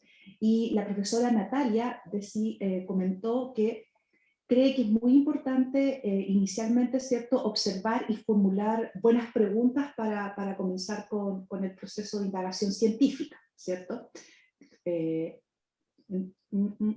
Y también comentó la profesora Natalia que lo que más cuesta cuando los datos son de tipo cualitativo. Yo no sé si ahí Jeffrey y Ainhoa podría hacernos una reflexión de qué tan conveniente es llevar a cabo procesos de indagación científica quizás cuando los datos son de tipo cualitativo. Voy a darle la posibilidad a que, bueno, la verdad es que como tenemos dos expositores, a Jeffrey sí puede comentar al respecto de eso y después a Ainhoa, de manera acotada, por favor, para que podamos tener otras intervenciones. Gracias, Lorena. A mí me parece que en todo caso los dos tipos de datos presentan en algún momento ciertas dificultades. Sí, quizá asignarle dificultad al manejo de datos cualitativos o al manejo de datos cuantitativos. Cada uno de esos datos presupone también ciertas habilidades y ciertos esfuerzos y ciertas variabilidades de estrategias. Puede ser que en experiencias que uno haya tenido en algún momento más dificultades con el manejo de datos cuantitativos. También puede ser que haya tenido mayor dificultad con el manejo de datos cualitativos. Yo creo que esto uno lo va viendo en el mismo proceso. Como mencionaba Ainhoa, hay una especie de camino en espiral en el que tú vas regresando y regresando al mismo proceso que estás llevando con los estudiantes. Y quizá en ese momento es que tú vas detectando las dificultades, si es en un dato u otro, y realizando ajustes a tu estrategia. ¿Sí? En ese sentido, yo quizá diría que cada uno de los datos, tanto cualitativos o cuantitativos, presenta ciertas dificultades por sus particularidades. Eso quisiera agregar. Sí, yo concuerdo. Ah, perdón. Empezó. Ya, concuerdo con Jeffrey en el sentido de que cuando nosotros vemos más o menos Rápido, como... sí, empezó ya. Me quedo callado. Parece que alguien tiene que silenciar su micro. Ya. Cuando uno va viendo como la escolaridad, uno ve que, al menos lo que nos dice la literatura, es que en los primeros años de escolaridad, en general el pensamiento cuantitativo es poco espontáneo, ¿ya? En general nosotros razonamos más cualitativamente y ahí, digamos, en las primeras edades la idea es como reforzar un poco como más el pensamiento cuantitativo, la observación de, digamos, de atributos, sobre todo en las observaciones y descripciones como la cuantificación, ¿no? Como toda esa parte de más de medición. Pero después hay un momento que nos pasamos al otro lado, ¿no? Como hay un salto al vacío y ahí hay una excesiva matematización muchas veces. Entonces eso hace, y ahí, o sea, concuerdo con lo que decían en el comentario, que probablemente cuando se pasa a esta matematización hay tanto trabajo cuantitativo que cuesta volver a lo cualitativo, que era lo espontáneo en principio, ¿no? Entonces ahí concuerdo con Jeffrey en que hay que ir dando oportunidades de las dos para que finalmente no sea como todo cualitativo al principio y después todo cuantitativo, ¿no? Sino tratar de mantener un equilibrio en la medida de lo posible. Muchas gracias. Voy a bajar a otro comentario. María Angélica dice que es maravilloso el trabajo presentado. Muy interesante, dice Carmen Gloria. Jeffrey dice que le encantaron los ejemplos que presentó Ainhoa. Juliet agradece cierta instancia. Muchas gracias, excelente. Muy útil, dice también la profesora. Muy útil para aplicar en el aula, dice Carmen Gloria. Súper Ainhoa, hay un piropo para Ainhoa. Palmenia dice, muy interesante, me quedo pensando en que el desarrollo de las habilidades no siempre van de la mano con el nivel de los estudiantes. En enseñanza media nos encontramos con estudiantes que no son capaces de hacer observaciones, de agrupar, de clarificar, etc. Llegar a la representación se hace difícil y a la reflexión aún más. A veces se hace largo el camino. Con esto no descarto la posibilidad de hacerlo, solo que cuesta más. Lo menciono en base a mi experiencia en el aula. Vamos a pedirle a Ainhoa primero, que en este caso cierto comente, y después si Jeffrey desea hacer alguna apreciación al respecto de esa observación, feliz la recibimos. Sí, completamente de acuerdo con Palmenia, mi experiencia es exactamente la misma. Yo creo que como en general nuestros estudiantes han tenido pocas oportunidades de desarrollar estas habilidades, muchas veces llegan a niveles donde los desempeños que observamos no son para nada, digamos, los que esperaríamos a nivel curricular, ¿ya? Y por eso yo decía que menos es más, en el sentido de que, claro, si uno en un momento trata de hacerse cargo de todas las habilidades que no han sido desarrolladas por cualquier, digamos, motivo, casi que muere en el intento. Entonces, por eso a veces es mejor simplemente seleccionar alguna habilidad relevante y centrarse, digamos, en esa 1, 2, 3 habilidades y el resto, bueno, no pasa nada, ¿no? No podemos hacernos cargos de todo. Y en ese sentido, claro, cuando uno ve, por ejemplo, que en una institución educativa hay un compromiso con esto, un compromiso, digamos, a lo largo, digamos, del profesorado de todos los niveles escolares, claro, ahí cambia mucho el panorama, pero en la experiencia que tenemos hoy, definitivamente esto es un obstáculo, ¿no? Que muchas veces llegamos a temáticas que requieren, por ejemplo, cierto manejo matemático, ¿no? O requieren ciertos niveles de reflexión, y claro, y ahí tenemos un muro, ¿no? Y en el fondo ahí hay un dilema profesional. Yo creo que en el tema el tema de las habilidades nos enfrenta a muchos dilemas profesionales. Y uno de los dilemas es, bueno, ¿qué hago? ¿No? ¿Me tomo tiempo para ver el tema habilidades? ¿O da lo mismo y les doy un rodeo y sigo, digamos, con la temática? Es un dilema que todos enfrentamos, ¿no? En algún momento. Ya sabemos que el desarrollo de habilidades no está exento de obstáculos. El tiempo es un obstáculo importante, la cobertura curricular, ¿no? Las expectativas que tiene la escuela, también depende del tipo de escuela en el que estemos, ¿no?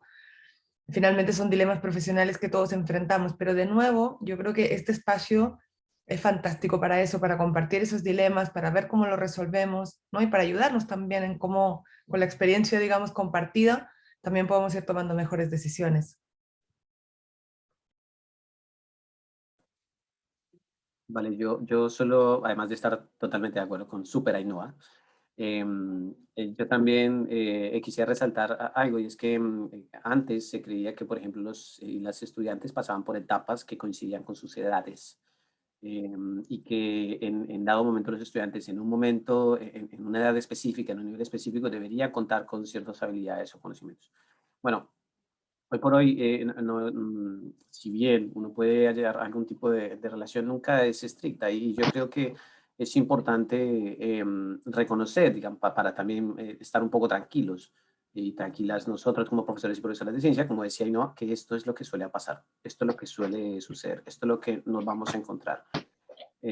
Sí, quizá el llamado que hace Ainhoa, sí, Leo, estoy viendo el carnet, aquí lo tengo. tiene el carnet, María Angélica. Reivindico el llamado de Ainhoa de quizá no pasar por alto sin más, sino repensarnos nosotros. ¿Qué vamos a hacer? ¿Sí? Si nos vamos a centrar en esto, no, pero repensarlo. ¿Sí? Que esto sea una, como decía Ainhoa, los datos no son todo, pero esto nos da algún tipo de información que luego nos permita a nosotros tomar decisiones, ¿sí? Y yo creo que es esto, el de hacer una pausa y tomar decisiones, eso es lo importante cuando aparecen estos casos. Y no sentirnos como, no hacemos bien o sin más, no, sino que esto es lo que suele aparecer. La profesora Nice hace una reflexión muy interesante, no sé, Nice, si te gustaría comentarla en voz alta. Vamos, anímate, estamos aquí entre colegas, anímate, te invito para no leer, porque es muy interesante lo que planteas, pero es amplio. Sí, no, acá estoy, es que no sé si se escucha el ruido de la tele atrás de mi hija chica. No. Ya, sí, justamente pasa que uno de repente igual quiere implementar y están tratando, yo estoy tratando de implementando todo el tema de indagación científica, yo soy profesora de enseñanza media de biología, pero me cuesta, los voy desde primero medio tomando y ya en tercero y cuarto pueden ir desarrollando estas habilidades, pero los más chiquititos vienen con este vacío tremendo en séptimo y octavo que los tomo yo también y muchas veces ni siquiera saben leer un gráfico. O plantearles un caso y no saben sacar datos de un caso. Entonces me dicen, pero claro, uno le hace una evaluación que es más conceptual y puro 7, pero les hace una prueba con otras habilidades y resulta que las notas, pucha, de los mateitos que tenemos bajan obviamente mucho y ahí empezar a construir. Entonces mi reflexión es que hoy día yo trabajo en el área municipal y falta mucho todavía motivación a los colegas, sobre todo los más chiquititos, parvularia y básica, que se animen a desarrollar estas habilidades, que se animen a participar en los cursos hoy día que está ISEC, que van a potenciar y a desarrollar estas habilidades que tanto se necesitan, porque finalmente el colegio es uno solo, no podemos dividir el colegio por prebásica, básica y media, o sea, tenemos que construir desde abajo hacia arriba, lógicamente, pero cuesta bastante porque la reflexión que hacen los colegas también, pero NIS, o sea, UTP nos pide que tengamos abarque del currículum, el currículum es pesado, el Ministerio de Educación tiene currículum que no sé, y a mí me pasa, yo igual hago la reflexión, o sea, hoy día yo en segundo medio tengo que pasar 5 unidades, aunque digan que hay 3, pero hay 5 camufladas, hay 2 camufladas por ahí, y tengo 2 horas a la semana. Entonces uno queda pensando y de repente que te toca un viernes, que el viernes feriado, que no sé qué. Entonces, claro, hay cierto temor, hay cierto miedo, el tiempo, siempre está el tiempo que los colegas también te dicen, oye chiquilla, mira, hoy día nos podemos juntar, les puedo enseñar a hacer esto si quieren. Es que el tiempo, es que aquí, es que pucha, es que acá, entonces al final yo creo que estamos siempre, igual que con el cambio climático, estamos siempre en el tema de qué es lo que queremos hacer. Tenemos todas las ideas, pero nos faltan acciones concretas. Y esas acciones concretas es evitar de llamar a la población de docentes para que se informen, se enriquezcan con esta información, de generar pensamiento crítico, alfabetización científica, que como bien dijo el profesor Jeffrey, ¿cierto? Muchas veces hoy día vemos la pantalla rápidamente, lo que pasa por los ojos sin procesar la información. Entonces hay datos erróneos, hay fake, que son noticias falsas, y eso obviamente es porque la gente no está culturalizada con los temas científicos. Entonces yo siento que falta mucho por hacer todavía, muchísimo.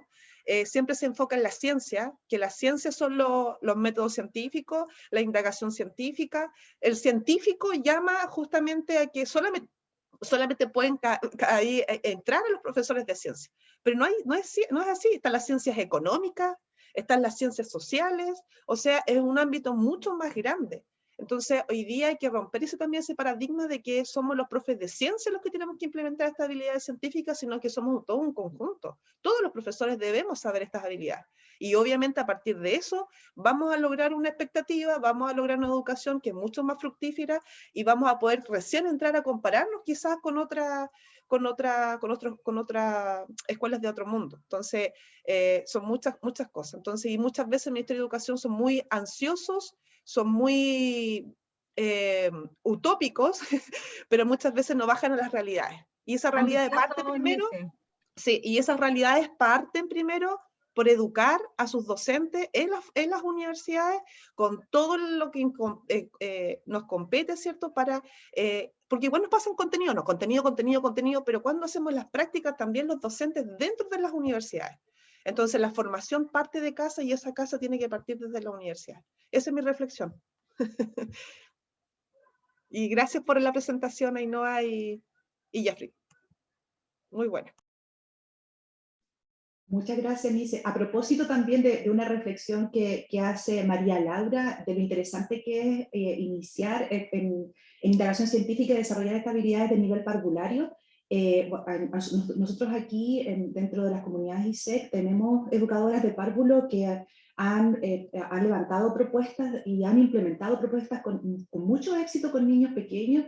Está Marianela, hay otra coleguita también, no sé si Marianela quisiera comentar parte de su experiencia para sembrar esperanza de que se puede. Marianela. Hola, buenos días a todos. La verdad es que sí, yo he tenido la experiencia de poder trabajar con los párvulos. Mis primeros pollos van en tercero básico.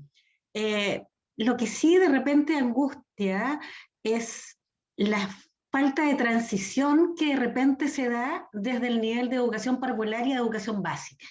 Y ahí también tenemos un gran nudo, ¿ya? Porque, por ejemplo, lo planteo en mi escuela, quien también se preparó y se capacitó en ISEC, es una colega que tiene ciencias de quinto a octavo. Por lo tanto, yo los dejo en kinder y se pierde de primero a cuarto. Y nosotros sabemos que en educación necesitamos esto mantenerlo. Entonces, los niños que en algún momento dado conmigo empezaron a hacerse preguntas y a plantearse preguntas, y de repente ellos se cuestionaban, no es una buena pregunta, piensa, a ver, hagamos una buena pregunta, y se cuestionaban entre ellos. Entonces, todo eso se va perdiendo en el camino, porque no, el colega que los toma en primero, el profesor que les hace todas las asignaturas, que no tiene la especialización, que no se ha preparado. Y bueno, afortunadamente mi escuela puede haber un giro. ¿Por qué? Porque estas comunidades de aprendizaje se están instaurando en mi escuela y tenemos un espacio para reflexionar. Yo creo que eso es, o sea, quienes hemos pasado por ISEC, yo creo que tenemos una gran responsabilidad, transmitir a nuestros pares con nuestra experiencia que esto es posible, y no nos podemos quedar callados, no nos podemos guardar lo que hemos recibido para nosotros, ni para nuestros estudiantes que tenemos durante una jornada diaria. No, tenemos que traspasar. Yo creo que esa es la invitación de ISEC a través de nosotros.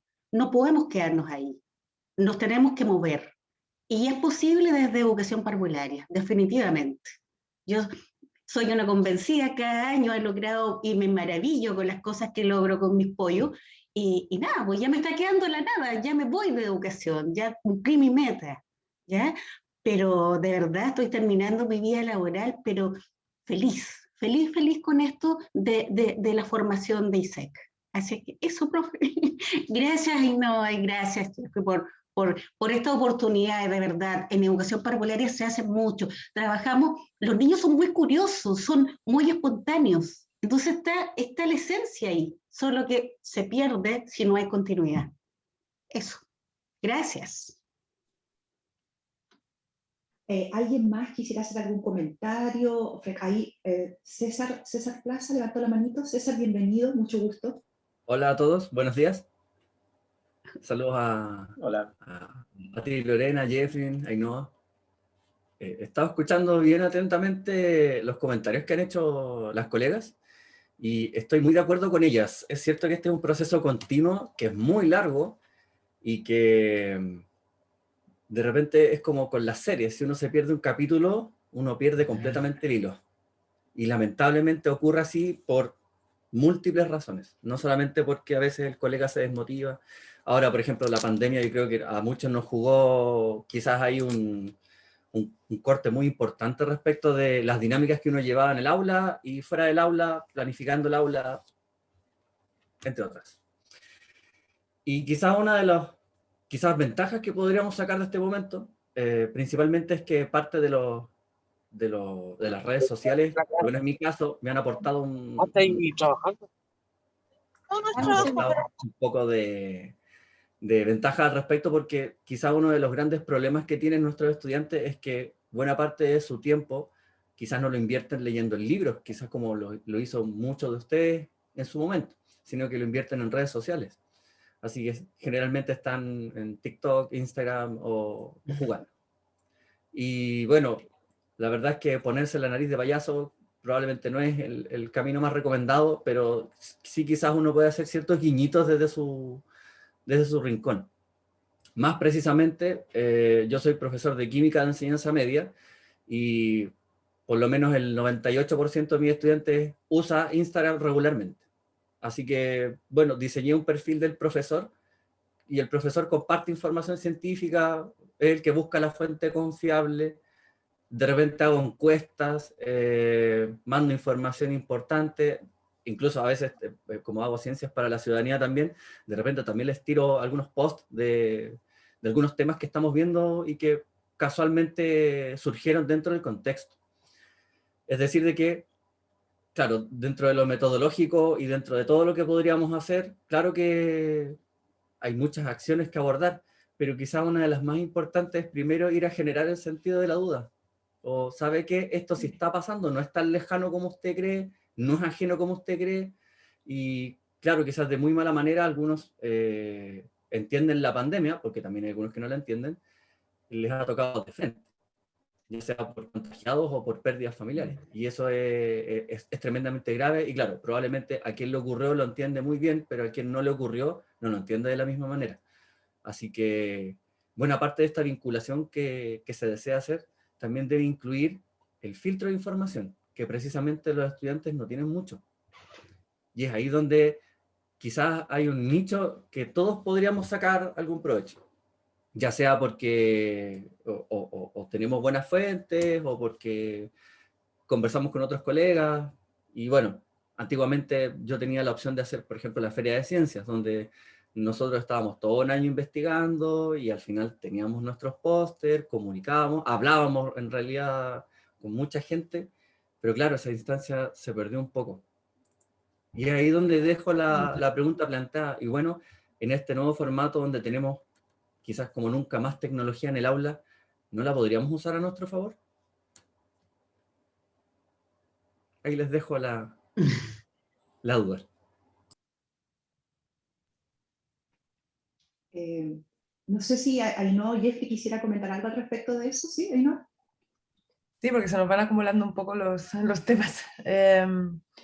Yo creo que muy interesante escuchar las reflexiones. Creo que, bueno, partiendo un poco por lo que comentábamos al principio, es evidente que las condiciones y la cultura escolar en la que estamos no facilita, digamos, la transición hacia una educación científica, hacia la alfabetización, digamos, de nuestros estudiantes, hacia la formación ciudadana, porque en definitiva partimos con una política curricular que es durísima. O sea, nosotros, cada escuela cada 2 años está evaluando a todos los estudiantes del país, ¿no? Entonces, en verdad no nos da respiro, ¿ya? Porque es como tan continuo que es muy duro, ¿no? Y claro, como se comentaba, ¿no? El Ministerio de Educación finalmente también tiene políticas de gobierno que necesita tener resultados en 4 años. Entonces, también eso a veces es una presión como excesiva. Después, cuando nos vamos ya más a un nivel local, también tenemos, digamos, los equipos directivos que no siempre apoyan la innovación, que no siempre dan ese espacio, digamos, y ese tiempo de innovar. En definitiva, que sabemos que las condiciones que tenemos probablemente no son, digamos, las condiciones ideales para la innovación educativa y para el cambio que estamos pensando. Pero al mismo tiempo, ya yo pienso, bueno, o sea, nosotros no nos podemos rendir, porque si nosotros nos rendimos, no hay esperanza, y los que pierden son los niños, niñas y adolescentes, ¿no? Entonces, yo creo que el mensaje es, a mí mi papá me decía, sin prisa pero sin pausa, ¿ya? O sea, saber que no vamos a cambiar esto en un día, pero que cada granito de arena que ponemos nos va acercando a nuestra meta, que es una meta a largo plazo, ¿no? En el fondo, por ahí decían, ¿no? Vamos lento porque vamos lejos. Esa es un poco la idea, ¿no?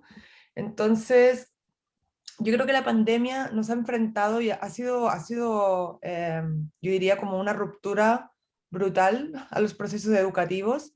Nos ha desafiado muchísimo a todos y a todas, pero también yo creo que nos obliga a cuestionarnos también qué es lo que estamos haciendo, el sentido de lo que estamos haciendo en las escuelas, ¿no? Ha habido un par de publicaciones muy buenas, eso sí, hay que pegarle al inglés o pasarle el traductor si uno no habla inglés, de dos autores. Después, mientras Jeffrey habla, los voy a buscar y les voy a poner el link abajo, que cuestionan como muy fuertemente la educación científica, cómo la hemos pensado, la formación de profesores, cómo la hemos pensado, lo que estamos haciendo en las escuelas, porque es duro decirlo, pero en la escuela no hemos preparado a nuestros estudiantes para una pandemia, ni para las decisiones que iban a tener que tomar, ¿no? Entonces, en verdad, esta es una oportunidad también un poco como de reinventarnos, ¿no? De mirarnos con honestidad y decir, bueno, ¿qué es lo que queremos hacer realmente? ¿No? Pero claro, de nuevo, es muy fácil también, es muy fácil cuestionarlo y decirlo, ¿no? Todos tenemos claro lo que queremos hacer, pero por alguna razón, como el cambio climático, ¿no? Como que no pasamos a la acción, ¿no? Entonces, ¿cómo vamos a pasar a la acción? ¿No? ¿Qué oportunidades vamos a tener? Y solo para terminar, frente a todos estos obstáculos, frente a todos estos desafíos, frente a estas dificultades para poder pasar a la acción, mi experiencia, digamos, con profesores de todo Chile es la mejor. O sea, encuentro que hay cantidad de profes súper comprometidos con su trabajo, dispuestos a poner de su tiempo, dispuestos a poner de su plata, o sea, dispuestos a jugársela y a comprometerse con la educación de sus estudiantes, de sus pollos, ¿no? Como decía Mariana. Entonces, o sea, nosotros tenemos lo más importante, ya que es un colectivo profesional comprometido con su tarea, que quiere mejorar, que está dispuesto, digamos, a hacerlo, ¿no?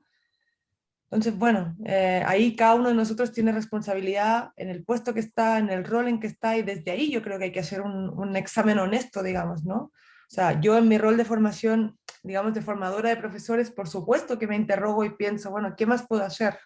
¿No? ¿En qué cosas siento que estoy perdiendo tiempo valioso donde debería estar haciendo otras cosas, ¿no? Así que eso, yo creo que es una oportunidad para que todos reflexionemos al respecto. Y nada, y recogemos el guante de las críticas a la formación en la universidad, porque tienen toda la razón, ¿ya? Vale, Jeffrey. ¿Puedo sí, complementar? sí, claro. Vale. En realidad es para complementar lo que dice Ainhoa, que le encuentro toda la razón. Yo creo que hoy día la pandemia nos ha demostrado a todos los docentes del país que sí podemos y que estamos todavía aptos. Hoy día no sabíamos mucho de tecnología y hoy día de verdad me llena de orgullo saber cómo tantos profesores que pensaron muchas veces que no iban a poder y que estaban frustradas, hoy día son, pero unas diosas en la tecnología. Ocupan Kahoot, Quizzes para mantener a sus niños entretenidos. Entonces, yo creo que con esa mirada de que ellos sí pueden, podemos enseñar las habilidades científicas también en el colegio y que también pueden hacerlos. O sea, si lograron superar esta pandemia con la tecnología, o sea, de aquí en adelante nos podemos creer el cuento en todo. Entonces, como dices tú, si hay un grupo de profesores que creemos, obviamente, porque la educación es el desarrollo también económico de un país. Entonces, si yo quiero mi país que sea el mejor, tengo que partir e invertir por la educación. Ese es el pilar fundamental. Entonces, obviamente ahí yo digo, esta es la meta, pues esta es como la misión. Si se pudo en pandemia con la tecnología, ¿por qué no con las habilidades científicas de forma transversal? Eso. Gracias. Solo para complementar un poquito, porque han dado en puntos cruciales de las reflexiones que traemos acerca de la pandemia y la virtualidad. Es cierto, ha sido todo un desafío. Yo creo que quizá, no sé si lo más difícil ha sido el primer año o lo que llevamos ahora, que se vienen acumulando cansancios, obligaciones, tareas. Pero me voy a agarrar un poquito de lo que mencionó Nice ahora, que no sé cómo se pronuncia, Nice, Insua. Nice, ok. Y tiene que ver con que, primero, la pandemia llegó y llegó y nos puso en aprietos a todos y fue un momento muy difícil y un momento de desafíos en los que no supimos aún, estamos en algunas dificultades acerca de cómo llevar adelante todos estos procesos, como disciplinas como la biología, la química, la física, que tienen que ver bastante tiene que ver todo, digamos, con el mundo, lo tocable, ¿sí? Ahora lo desarrollamos en modo virtual. Em, y, lo, y lo cierto es que estamos en un proceso en el cual venimos desarrollando herramientas, aprendiendo a manejar un montón de cosas que no manejábamos antes, eh, pero muy seguramente vamos a volver al aula. Y no estamos seguros de que se va a mantener, ¿sí? No estamos seguros acerca que de lo virtual va a aparecer ahí. Pero hay algo hay, a pesar de esa incertidumbre, ¿qué se mantiene de lo virtual? ¿Qué no se mantiene? ¿Qué herramientas? Capaz que nosotros llevamos al aula cosas que no utilizamos antes, pero que aprendimos en virtualidad. No sé, utilizar, como mencionaban, Kahoot, Mentimeter, Quiz, todo esto, y capaz que lo llevamos ahí al aula, para que estemos como más fuertes tecnológicamente. Pero no sabemos cómo va a ser. Lo que sí seguro es lo que es lo que se va a mantener. Algo que voy a compartir respecto a una experiencia que escuché hace poco de un profesor, nos comentaba en un curso. Decía, yo desarrollé un trabajo que buscaba abordar problemáticas sociocientíficas de la región y tenía que ver principalmente con la forma en la que una industria muy grande del sector en donde estaba contaminaba, ¿sí? El problema es que era una industria muy grande, con mucho poderío económico, y que los estudiantes de este profesor empezaron a participar de forma activa en manifestaciones en contra de la contaminación, ¿sí? ¿Qué sucedió? Que finalmente la institución terminó despidiendo a este profesor. Él decía, qué bajón, ¿sí? Porque creo que estoy haciendo las cosas bien, y todos decíamos, pero claro que sí, ¿sí? Porque que el mundo del estudiante vaya al aula de clase y que el aula vaya al mundo del estudiante es algo ideal desde todo punto de vista. Y él decía, creí que estaba haciendo las cosas bien y me despidieron. Pero algo interesante que él decía, y es que, pero el bichito a mí no me lo sacan. La idea, no sé si la picardía, pero el ánimo, el interés por defender el ideal de una educación científica que aporte a la formación ciudadana, se mantiene. Y él dice, la institución, lamento por mis estudiantes, pero podré seguir haciendo mi trabajo en otra institución. Entonces, pueden pasar pandemias, pueden pasar cambios de instituciones, pueden pasar problemáticas con los colegas, pero algo que ciertamente es fundamental, y es en creer que nosotros como profesores de ciencias tenemos una labor imprescindible en la formación y en la enfatización científica de los ciudadanos, y que nuestros estudiantes, independiente de que elijan una carrera o no, porque no sabemos quiénes van a elegir carreras científicas, independiente de eso, van a ser ciudadanos, ¿sí? Van a ser personas que se desenvuelven en la sociedad. En ese sentido, pasen pandemias, pasen lo que sea, las profesoras y profesoras que pasan a través de los cursos CITEC llevan esa impronta, ¿sí? Entonces, va hacia, un poco hacia esa reflexión, hacia animarnos a mantener esa impronta, que tenemos desafíos. La pandemia, decía un investigador argentino, la pandemia demostró el fracaso de la educación científica, pero uno puede darle la vuelta a eso, ¿sí? La pandemia nos ha mostrado nuevos desafíos, ¿sí? O desafíos que aparentemente creímos superados a la educación científica, entonces tenemos nuevos retos. Y en ese sentido, creo que esta actitud de modificar nuestras prácticas áulicas, reflexionar sobre nuestras creencias, pensar en una ciencia, pensar en ciencias y sobre las ciencias, eso habría que mantenerlo, ¿vale? Así que, bueno, yo les animo a ustedes a continuar esa linda labor en cada una de sus instituciones. Muchas gracias, Jeffrey. Ainhoa. ¿Alguien más quisiera hacer algún comentario, alguna consulta, aprovechando que tenemos los últimos minutos antes de cerrar este segundo seminario? María Vidal, si usted quisiera hacer alguna intervención, a la profesora Natalia, Nancy, no sé, ¿se animan a hacer alguna consulta quizás, alguna pregunta o algún comentario? Yo solamente decir de que me voy súper animada a continuar trabajando en comunidad. Creo que es la única solución. Me ha pasado que yo he visto vacíos en alumnos en matemáticas, por lo cual no he podido continuar indagaciones que he tenido que detenerme a hacer matemáticas. Entonces creo que eso de estar aislados unos con otros en asignatura, en niveles, en todo, es el problema. Entonces, escuchando todo esto me hace ver de que tenemos que continuar este camino no solos, porque podemos tener toda la filosofía, la ciencia de nuestra parte, pero si nosotros no nos unimos realmente en las acciones, no vamos a avanzar y vamos a seguir hablando esto mismo en una década más. Entonces me quedo con eso y seguir promoviendo eso, trabajar juntos, distintas áreas y tratar de vencer este sistema de las asignaturas separadas, porque yo creo que eso tenemos que trabajar como proyectos con sentido a los niños, contextualizados lo local, porque si no es local, no, para mí no hay problematización. Si hay una laguna, trabajar con la laguna el gráfico, trabajar la historia, el lenguaje, y se acabó. Si no, yo creo que está un poco más allá de nuestras manos, pero uno a veces puede, de parte del currículum oculto, mejorar quizás el nacional. Quizás es más de los que nos compete, pero creo que por ahí estamos. Una cosa de una mentira blanca. Y eso nada más, muchas gracias, muchas gracias. Yo fui alumna de la profesora Ainhoa en la Corte 1, aprendí mucho, fuimos al laboratorio, en Santiago también en seminario he estado con ella, me he inscrito cuando ella hace, cuando están estas salas, los talleres que nos vamos, siempre voy tratando de buscarla porque realmente es muy práctica y le agradezco. Y también a nuestro invitado Jeffrey, también muchas gracias por esta oportunidad que nos permite avanzar siempre. Gracias. Ah, somos más las Ainhoa Lovers. Somos más de la que pensábamos.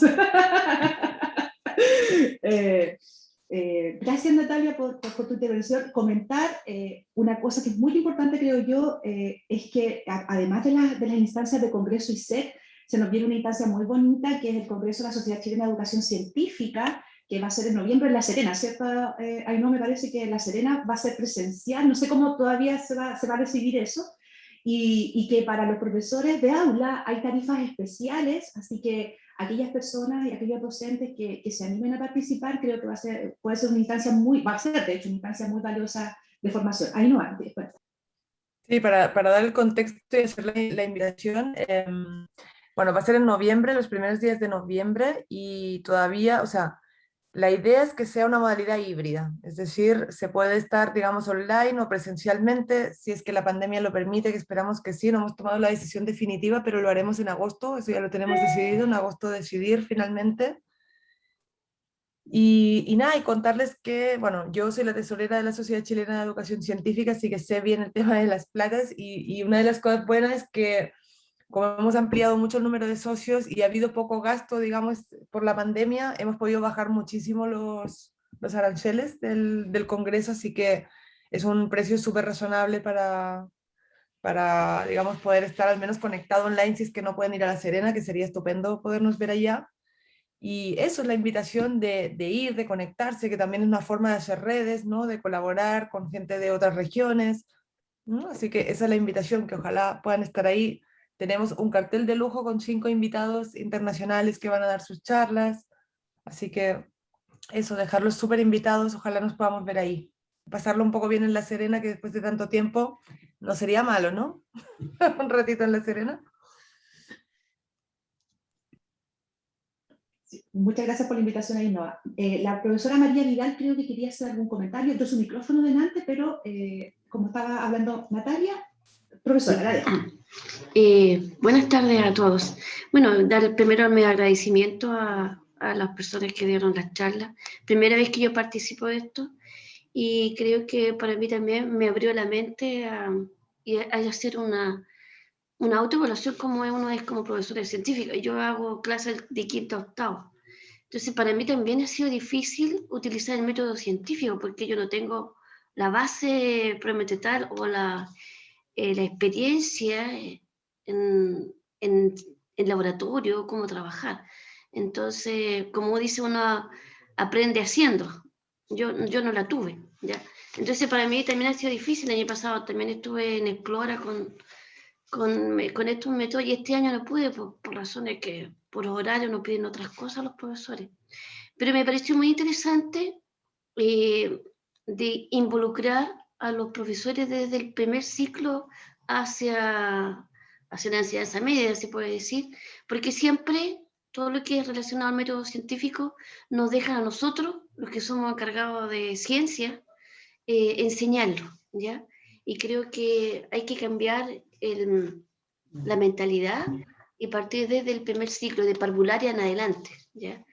Y creo que eso hay que cambiar la mentalidad de la dirección.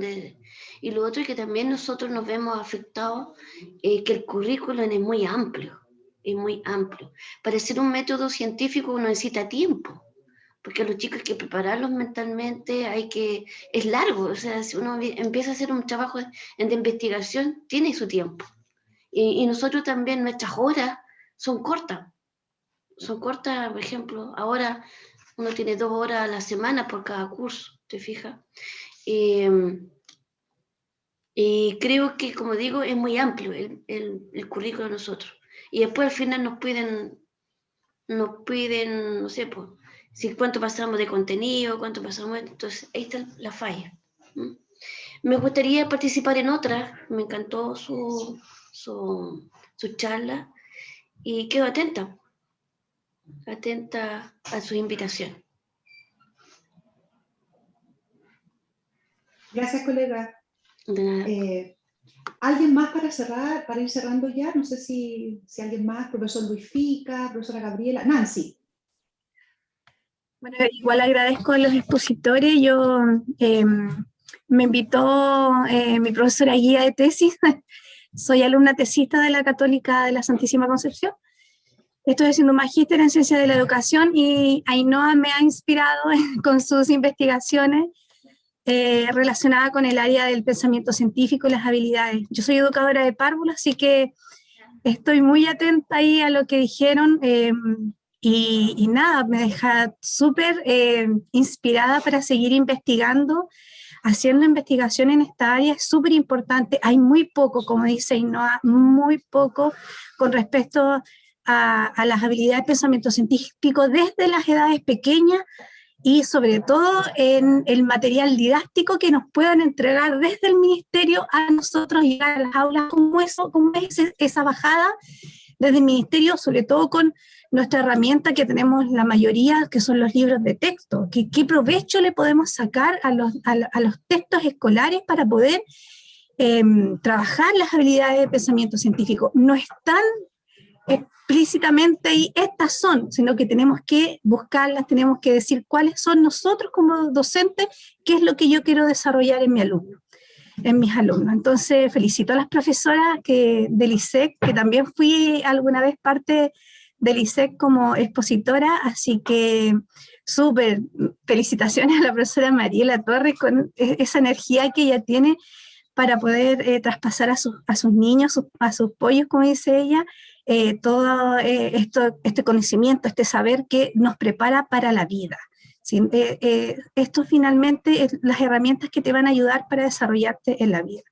Así que muchas gracias a Ainhoa y al profesor Jeffrey.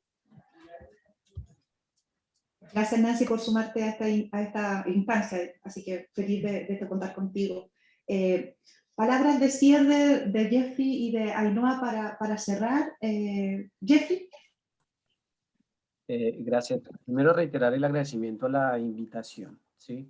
Yo creo que es siempre muy enriquecedor para mí. Bueno, yo llevo poco tiempo acá en el país, pero me he llevado un poco la impresión que Ainhoa con más tiempo acá tiene, y es esta energía, este empeño, esta lucha, ¿sí? También que muchos profesores acá en Chile muestran. Cada vez que uno aparece, se encuentra en una situación de estas, una reunión de estas, aparece esa energía, ¿sí? Así que yo, primero el aplauso para ustedes, la admiración tremenda, el ánimo a que sigan trabajando en su labor, y sobre todo a que decía un director, un codirector, que decía, debemos ser los mejores contemporáneos de uno mismo, ¿sí?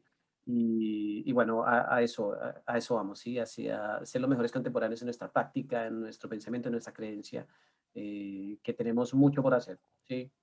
Así que, bueno, muchas gracias, Lorena. Un gustazo, por supuesto, estar con Ainhoa, siempre aprendo mucho con ella.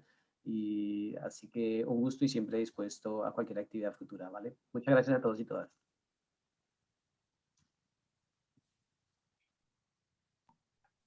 Ya, la verdad es que me emocionan sus palabras, estoy como muy contenta de estar aquí, aunque sea virtualmente, y ver tantas caras amigas, ¿ya?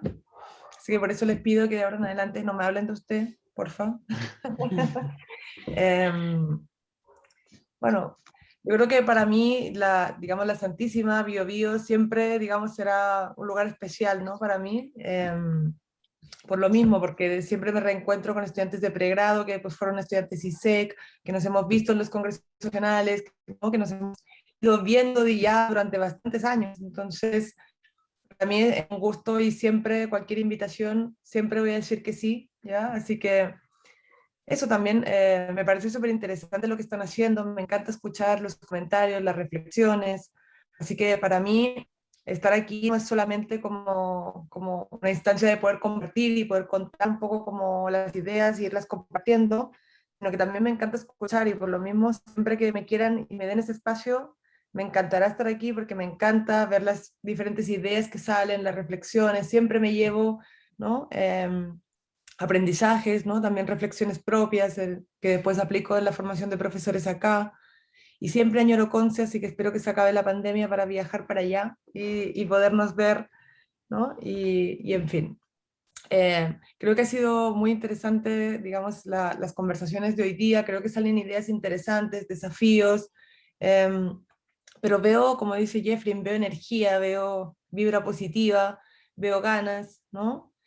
Y creo que eso es la mayor riqueza que tenemos, digamos, como colectivo, ¿no? Esa fuerza conjunta que nos permite ir avanzando. Así que eso, muchas gracias por todo y nos vemos pronto, en La Serena o donde sea, ¿ya? En el Valle del Elqui. Bueno, muchísimas gracias a Ainhoa, muchísimas gracias a Jeffrey. Yo tenía la intuición con el equipo de ISET que iban a complementarse muy bien, pero la verdad es que ha sido maravilloso este seminario. Ha completado completamente, ha superado nuestras expectativas, así que estamos muy agradecidos de lo que ha ocurrido hoy día. Antes de finalizar, quisiera pedirle a las coleguitas que no tienen sus cámaras, que no tienen sus cámaras encendidas, si podrían encenderle un segundito para dejar un registro para las redes sociales de ISEC. Gracias, Beatriz. Gracias, Sonia. Si el profesor Mateo también podría, por favor, para hacer Ahí está Claudia, gracias. Profesor Robert, que vamos a estar en contacto, ¿cierto? Que se sumó a esta instancia. Gracias, Lidia. Muchas gracias a todos los que han abierto su camarita. Ok, entonces, a la cuenta, voy a sacar varias para que tengamos distintas posibilidades. Ahí Tamara me mueve su nuevo corte de pelo. Tamara, te ves preciosa.